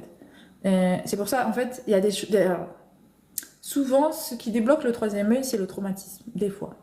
Spirituellement parlant, un gros traumatisme fait un éveil spirituel et c'est en général ce qu'on appelle l'éveil spirituel, c'est le déblocage du troisième œil. C'est ce qui va t'éveiller à la spiritualité. Donc ton intuition se trouve dans le troisième œil. Donc, c'est ce qui va te permettre de te dépatouiller un peu dans la spiritualité. On va dire ça comme ça. Je suis guérie. Comment ça t'es guérie? J'ai été me traumatiser, oui, je vois maintenant. Bah, si t'étais guérie, t'aurais pas de blocage. Hein. Alors là, croyez clair que ce que vous pensez, par exemple, être des attaques Effectivement, les attaques spirituelles, principalement, c'est quoi? C'est des gens qui s'attaquent à vos chakras, à vos énergies. Pourquoi? Parce qu'ils ont la possibilité. Ils ne peuvent pas vous atteindre si vous n'avez pas de blessures. Si vous avez des blessures, ils peuvent jouer avec vos chakras. Parce que c'est une ouverture, c'est une porte ouverte, on va dire. Mais si vos chakras sont fermés, donc vous êtes en pleine possession de vos énergies, vous vibrez trop haut, ils ne peuvent pas vous toucher. Déjà, premièrement, vous vibrez trop haut pour eux, ils ne peuvent pas vous atteindre. Et le malin non plus, parce que vous êtes dans vos énergies. Après, pour avoir une protection divine, il faut avoir reconnu le Seigneur, Sauveur, Jésus. Ça, c'est autre chose. Après, chacun fait ses choix. Mais ça, c'est pour avoir la protection au-dessus de vous. Ça veut dire qu'en fait, sachez que en retrouvant vos énergies, vous êtes capable de vous défendre. Votre âme, elle est solide. Elle résiste aux ténèbres. Mais vous demeurez dans le monde des ténèbres, qui est dominé par les ténèbres. Donc vous risquez de vous retrouver avec une blessure, parce que rester avec ses propres forces, ses propres énergies, c'est prendre le risque de chuter. Donc ça veut dire c'est prendre le risque d'avoir de réouvert une blessure, voilà, d'être attaqué, voilà, de combattre, d'être dans les combats. Alors que quand on accepte Dieu, Dieu combat pour vous. Il vous protège de toute attaque spirituelle. Et donc votre âme est protégée. Donc une fois que vous avez fermé la porte aux blessures, le diable ne peut plus les ouvrir parce que Dieu, lui, il prend la relève. Et donc, au final, il n'y a plus d'attaque, il n'y a plus de rien. C'est Dieu qui est là, il vous protège. Parce que vous avez atteint le niveau d'énergie que lui, il considère et qu'il attendait de vous. Ça veut dire, ce qu'il a placé en vous, vous l'êtes. Vous raisonnez avec l'énergie qu'il a mis en vous. Donc, vous ne pouvez plus être touché. Parce que vous avez compris que vous êtes un enfant de Dieu, premièrement, et que vous raisonnez avec votre Père. Vous marchez avec lui, tout simplement. Si vous marchez avec Dieu, après, vous marchez avec votre Père, donc le malin ne peut plus vous atteindre. Parce que pour votre Père, vous avez fait le travail. Pourquoi il vous laissait rentrer en tentation? Parce que vous avez besoin de travailler cette lumière qu'il a placée en vous, les énergies qu'il a placées en vous, les blocages que vous avez reçus des ténèbres, les fissures qu'il a placées en vous, les comportements qui n'allaient pas avec la lumière de Dieu. Ça veut dire que, comme je vous dis, les comportements, ça veut dire que tout ce qui est colère, tout ce qui est haine, envie, jalousie, tout ce qui est caractère de ténèbres, ça ne marche pas dans le royaume de Dieu. Dieu, il a un royaume, il a des règles, il a l'amour qui régit son royaume.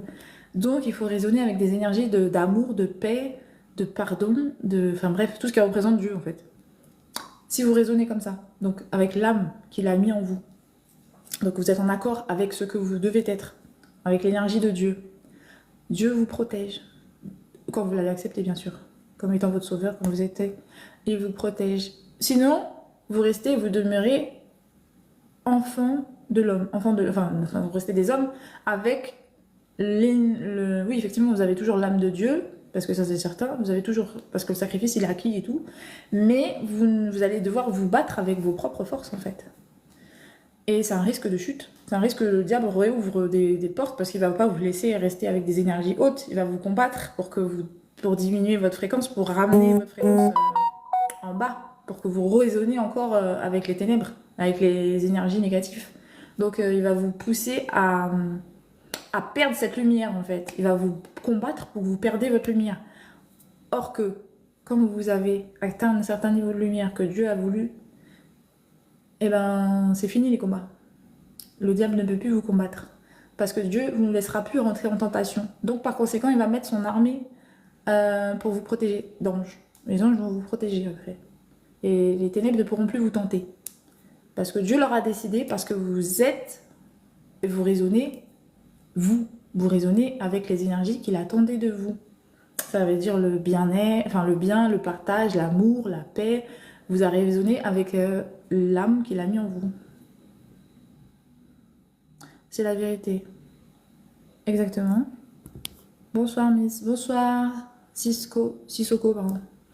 Donc voilà. Donc oui, non. Si vous avez encore des blessures, si vous êtes incapable d'effectuer quelque chose, parce que savoir que la crainte n'existe pas dans le royaume de Dieu. Si, la crainte de Dieu seulement. C'est la seule crainte qu'il a mis en nous. Il a placé ça dans ses enfants. Parce que c'est normal, il faut avoir la crainte de Dieu. Parce que c'est Dieu. C'est normal, c'est le Tout-Puissant. Il faut quand même avoir un minimum.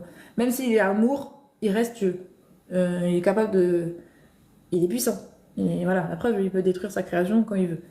Donc ça, il faut comprendre que c'est la grâce qu'il nous donne en ayant la vie, le souffle de vie et tout ça. Donc il faut quand même respecter Dieu. Il faut avoir le respect de Dieu. Donc la crainte de Dieu. Mais il est amour, hein, soi-disant, enfin pas soi-disant, 100%. Mais ce que je voulais mettre en avant, c'est pas ça. La crainte que le ténèbre met en vous, les blocages que vous avez dans votre personnalité, ça veut dire que si vous n'arrivez pas à atteindre quelque chose, si vous ne pouvez pas faire quelque chose, Dieu n'a pas mis de limites. Et si vous avez mis des limites, en lui, vous pouvez dépasser ces limites. Ça veut dire que si vous appartenez à Dieu, vous êtes un enfant de Dieu, si vous êtes dans la lumière, vous n'avez pas de limites parce que vous marchez avec Dieu. Donc c'est lui qui là où vous êtes bloqué, là où l'homme s'arrête, lui il prend la relève. Mais c'est pas ça le problème que je veux en venir. Ça veut dire que si vous avez des craintes, si il subsiste des craintes en vous, ça veut dire que si ce n'est pas une crainte de Dieu, ça veut dire que ça vient des ténèbres. La seule crainte que Dieu a mis en nous, c'est lui-même, c'est sa crainte de lui. Mais sinon, toutes les autres craintes que vous souhaitez faire dans votre vie, les blocages que vous avez ou quoi, ok, ça vient pas de Dieu. Quand vous raisonnez à la bonne fréquence, hein, je dis soi-disant, tu m'as dit, tu as guéri. Si tu étais guéri, tu n'aurais pas de peur, tu serais toi à 100%. Tu raisonnerais avec ton âme. Donc, tu comprends ce que je veux dire? Ton caractère résonnerait avec ce que Dieu a placé en toi, ce que tu dois être, sans peur. Donc, tous tes chakras doivent être débloqués. Si tu raisonnes avec toi-même, tous tes chakras doivent être débloqués. Sinon, t'es pas guéri. Ça veut dire que tu as encore du travail. Ça veut dire que ton âme n'est pas encore comme dans ta tête. Attendez pour mes volets parce que...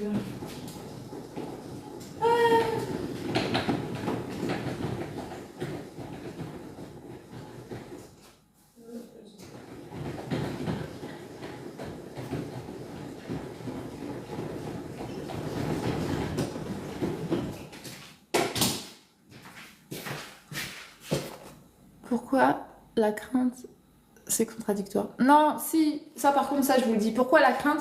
Parce que c'est une protection. Ha, vous allez croire que je rigole, mais non. Parce qu'en réalité, l'outil qu'utilise le diable, c'est la peur. L'outil le plus puissant après l'amour, en fait, il y a deux forces. Il y a des forces en fait qui sont opposées et enfin, il y a des forces qui se prévaut, on va dire, même si la force la plus puissante après l'amour, c'est la peur. Voilà, clairement. Donc ça, c'est l'outil qu'utilisent les ténèbres pour dominer l'homme. Donc, ce que Dieu utilise pour surpasser ça, c'est l'amour, mais ce que le diable lui utilise, c'est les ténèbres. Enfin, les ténèbres, c'est la peur. Et en fait, donc il utilise la crainte. Mais si tu as peur plus de ce que le diable t'apporte, mais en fait, tu as perdu déjà un combat.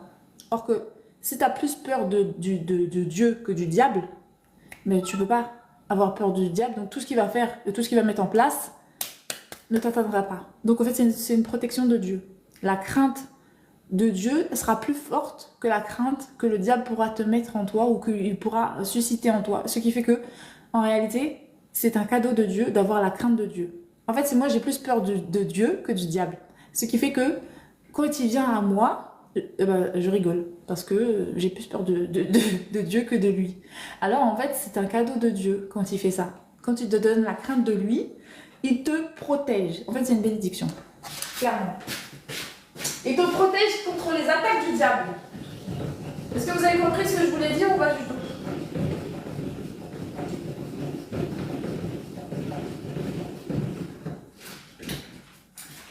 En fait, quand tu as la crainte de Dieu, ben, tu t'es protégé en fait des attaques du diable parce que la lumière des hommes, en général, dérange. Pour ceux qui ont une grosse fréquence, que Dieu a mis une fréquence de lumière assez conséquente, mais on a tous de la lumière en nous. Hein. Et on dérange tous le diable. C'est pourquoi on est tous tentés en fait. Et donc, en gros, ce que je vous dis, c'est que la crainte est un outil des ténèbres.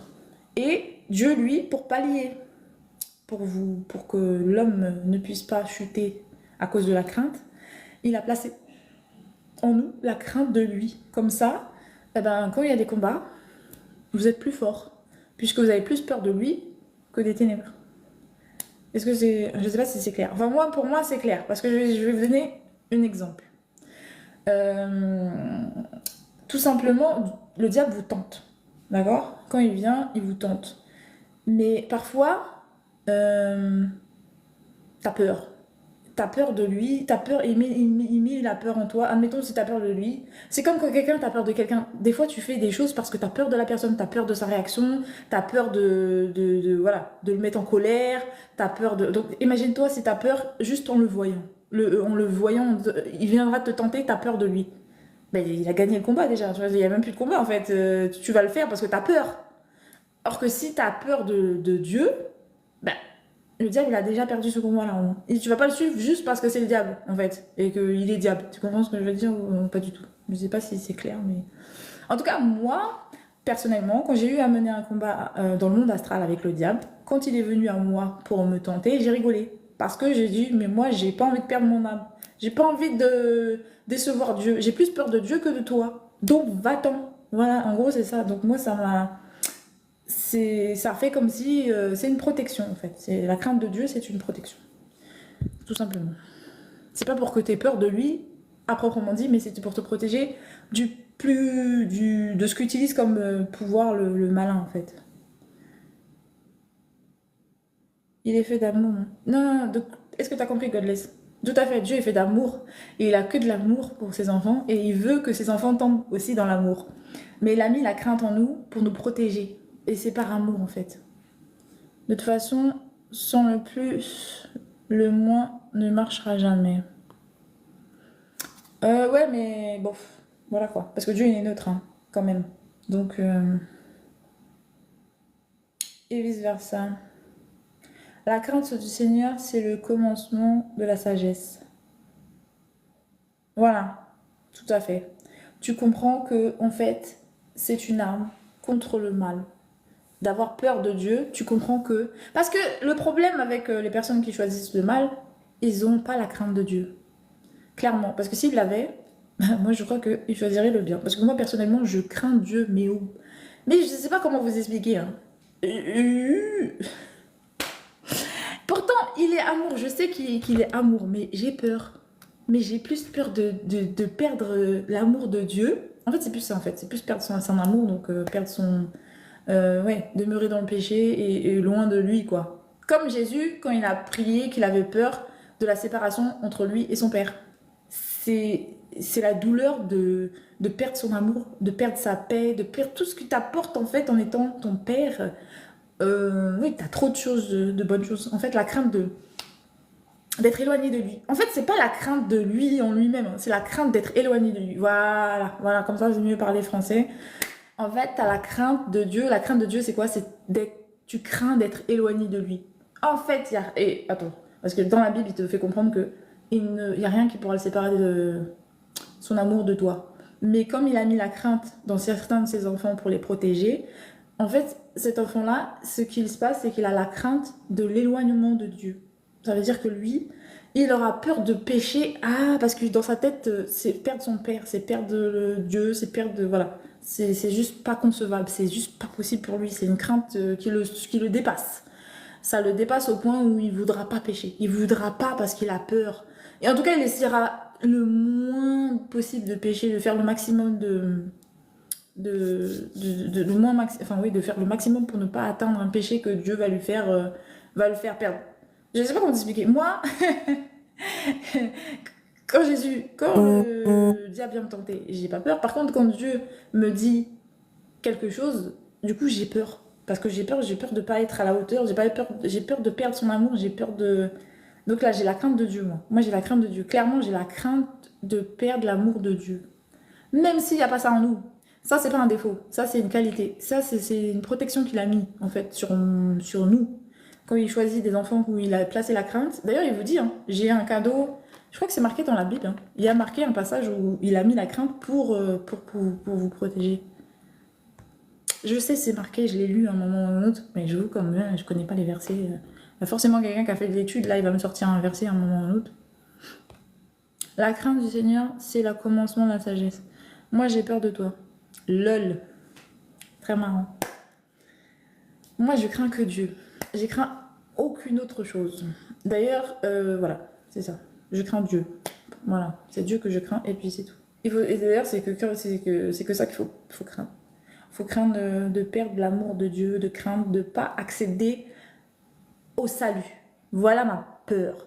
De ne pas accéder au salut. J'ai peur de ne pas accéder au royaume de Dieu, au salut de Dieu, à l'amour de Dieu. Enfin bref, j'ai la crainte de Dieu. C'est ça la crainte de Dieu. Ça englobe tout ça. De ne pas satisfaire Dieu. De, voilà, tout ce qui concerne Dieu.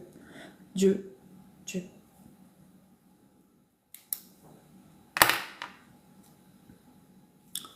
Donc voilà. Après, comme j'ai dit, hein, le malin, il a déjà imaginé. Alors, et voilà. N'aie pas peur, il fait d'amour. Ah non, mais je sais, j'ai pas peur. J'ai pas peur de l'amour, j'ai pas peur de Dieu comme vous pensez. Hein. J'ai pas dit que ouah, c'est comme le diable, j'ai peur de lui. Non, non, non, il fait pas peur. C'est pas ça. J'ai peur de l'éloignement de lui. Ça veut dire que c'est encore mieux. C'est positif ce que j'ai. La peur que j'ai, c'est tout le monde qui devrait d'avoir ça. La peur de pécher, d'avoir de pas correspondre à l'image que Dieu. C'est comme si en fait ton père, bah t'adorais ton père. Voilà, voilà. T'adores ton père et quand t'adores ton père, ben comme t'aimes quelque chose, quand t'aimes quelque chose beaucoup, tu vois, t'as peur de le décevoir, tu veux correspondre à ce qu'il attend de toi, l'image qu'il attend de toi. Voilà, c'est exactement ça. Il nous a créé à son image, non? Donc il attend quelque chose de nous. Il attend que qu'on corresponde à cette image. Mais moi, j'ai la crainte de ne pas correspondre à c'est l'image qu'il attend de moi. Donc ça veut dire c'est comme un père, c'est voilà, c'est mon père. Il a placé des attentes en moi, des trucs sur moi. Et aujourd'hui, je veux correspondre à ce qu'il veut de moi, l'image qu'il attend de moi. Et je crains de ne pas y arriver, je crains de ne pas correspondre à l'image qu'il veut de moi. Donc c'est par conséquent, je crains, c'est ça l'amour de Dieu, je crains de ne pas, voilà, bref. À travers ça, c'est son amour. C'est par amour que je le crains. Est-ce que vous comprenez un peu la nuance entre la crainte négative et la crainte positive? Parce que ça me pousse à être le meilleur de moi parce que je crains de ne pas correspondre par amour pour lui à ce qu'il voudrait et ce qu'il attend de moi. Donc ça veut dire que c'est une crainte d'amour comme que tu as pour que tu as envers tes parents, que quand ils placent des rêves en toi et qu'ils voudraient que tu correspondes à ces rêves et que toi par amour pour eux, bah, tu voudrais le rendre, l'amour qu'ils placent en toi. Est-ce que tu captes? Donc c'est que de l'amour en fait. C'est une crainte d'amour. Je sais pas, faite d'amour. Je sais pas comment dire ça, mais le mot crainte n'est pas vraiment ce que j'aurais utilisé, mais ça doit être utilisé quand même. Donc on va l'utiliser quoi. Salut Carlos, bonsoir, ça va bien, merci et toi? J'ai compris. Ah ok, bah cool. Si je pêche, le karma me rattrape immédiatement. Pas forcément immédiatement. Non, ça c'est faux. Il y a des karmas qui tombent tout de suite. Il y en a qui peuvent attendre la vie passe la prochaine. Ça dépend. Ça dépend. Il y a des karmas qui peuvent attendre des mois, des années. Des karmas qui peuvent attendre des siècles pour tomber. Ça dépend.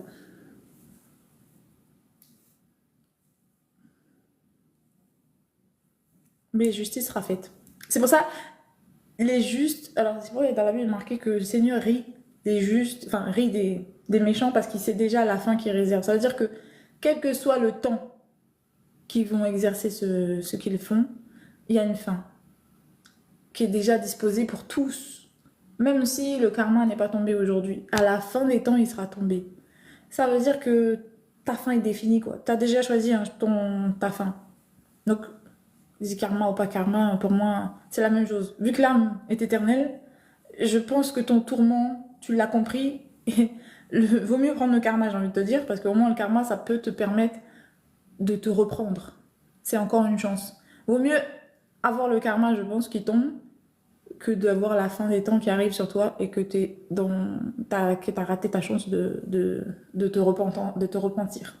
Je crois que c'est ça le mieux parce que l'éternité dans la souffrance, non merci. Déjà, quand tu vois qu'on souffre ici un peu, là, on galère. Donc, la souffrance à l'infini, non merci. C'est pas pour moi. Il ne faut pas décoller. C'est que je supporte pas la souffrance. Enfin, si, je supporte comme tout le monde, mais je me suis comprise, quoi. Je voudrais pas ça pour l'éternité, quoi. C'est pas un plaisir de souffrir quand même. Ah, mais tu me dirais qu'il y a des gens qui trouvent du plaisir dans la souffrance. Peut-être ceux-là, ils sont satisfaits. Je sais pas. Goodless, j'ai compris. Mais ça, c'est pervers, ça. Je crois qu'ils viennent pas du monde de Dieu, hein. Je crois qu'ils viennent déjà du monde d'en bas, et c'est pourquoi ils aiment la souffrance. Si je pêche, le karma me rattrape. Et non, t'es quand même réveillé, toi, dis donc. Éveillé. Ouais, j'ai la pêche. Alors, je sais pas de quel éveil tu parles, si c'est de l'éveil de l'esprit ou si c'est l'éveil énergétique. Mais quoi qu'il arrive, les deux, je le suis. Là, j'ai la pêche. Non, j'espère que je vais pas durer toute la nuit, là, mais je suis en pleine forme. De l'esprit. Amen.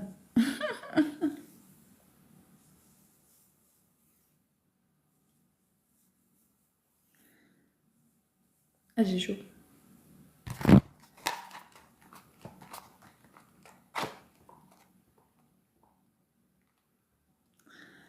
Voilà, voilà. Bon, bah écoutez, ça me fait plaisir de parler avec vous. Comme d'habitude, je me sens un peu importée parce que de base, en fait, on faisait la lecture. Mais vous n'avez pas donné d'autres versets à lire, donc il y a personne qui a un passage de la Bible qui lui vient à cœur. T'as pas de ventilo? Non, j'ai pas de ventilo. Parce que dans ma maison, en fait, elle est neuve. Et du coup, c'est frais. Enfin, je veux dire, il fait pas chaud, chaud, chaud excessivement. C'est tolérable, en fait. Même en été, en général, on se sent bien. Et en plus, là où je suis placée, il y a une espèce de... Je sais pas, c'est bizarre, il y a beaucoup de vent. Il y a beaucoup de vent. Donc ça va, j'ai pas super, super, super chaud, quoi. C'est toléré. On supporte facilement en été, en tout cas. Donc j'ai jamais eu besoin de ventilo. Ça fait 4 ans que je suis ici et j'ai pas eu besoin d'acheter un ventilo. Alors que les autres endroits où j'étais, franchement, c'était insupportable. Waouh, laisse tomber. Ici, le niveau de pollution ne doit pas être très très très élevé parce que en termes de chaleur, c'est pas lourd. Il y a beaucoup de vent frais. L'air n'est pas lourd. C'est pas de la chaleur chaude qui arrive. C'est vraiment du vent qui rafraîchit. Salut Solo, comment ça va? Écoute, il va dire, mais la fille, elle parle tout le temps comme ça. Même tu lui demandes juste un petit truc de ventilo, elle raconte toute sa vie. Ouais, pardon. Désolée, je parle beaucoup. C'est comme ça que je suis. Tu me donnes un sujet et puis j'en fais des caisses. Ah, choisis le roi? Non, je suis pas dans choisis. Je suis à côté de Poissy.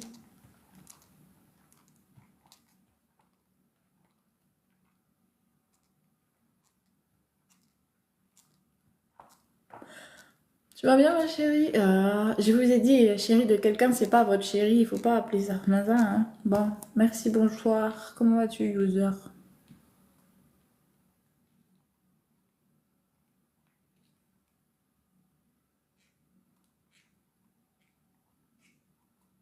J'ai chaudé.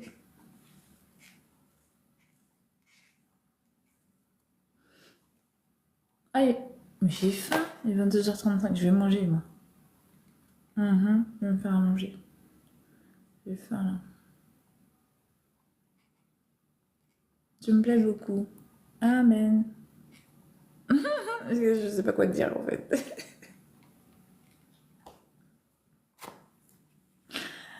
Ah,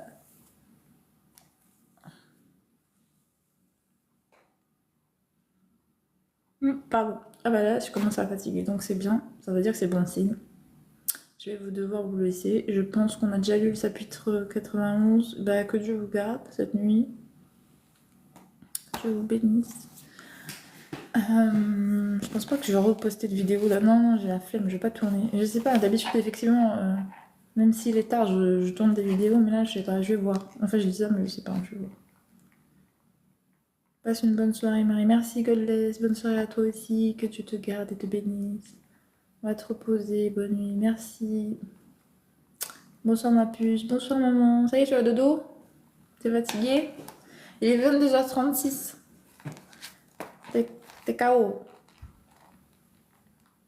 Bonsoir. Bah, bonne nuit, maman. Faites de beaux rêves. Que Dieu te garde.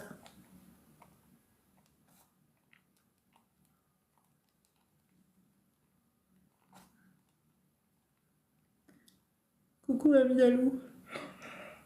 Carrément bébé. Oh my god. Des enfants, des gens là. Faut ça. Merci. Bisous de maman. Bisous, bisous, bisous.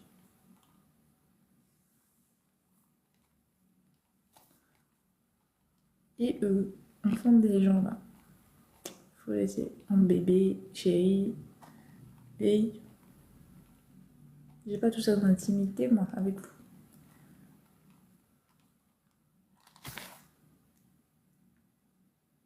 Ça, c'est pour mon doudou. C'est mon doudou qui m'appelle bébé, chérie. Je le connais pas, moi. Ah, c'est mignon, hein, mais c'est intime quand même.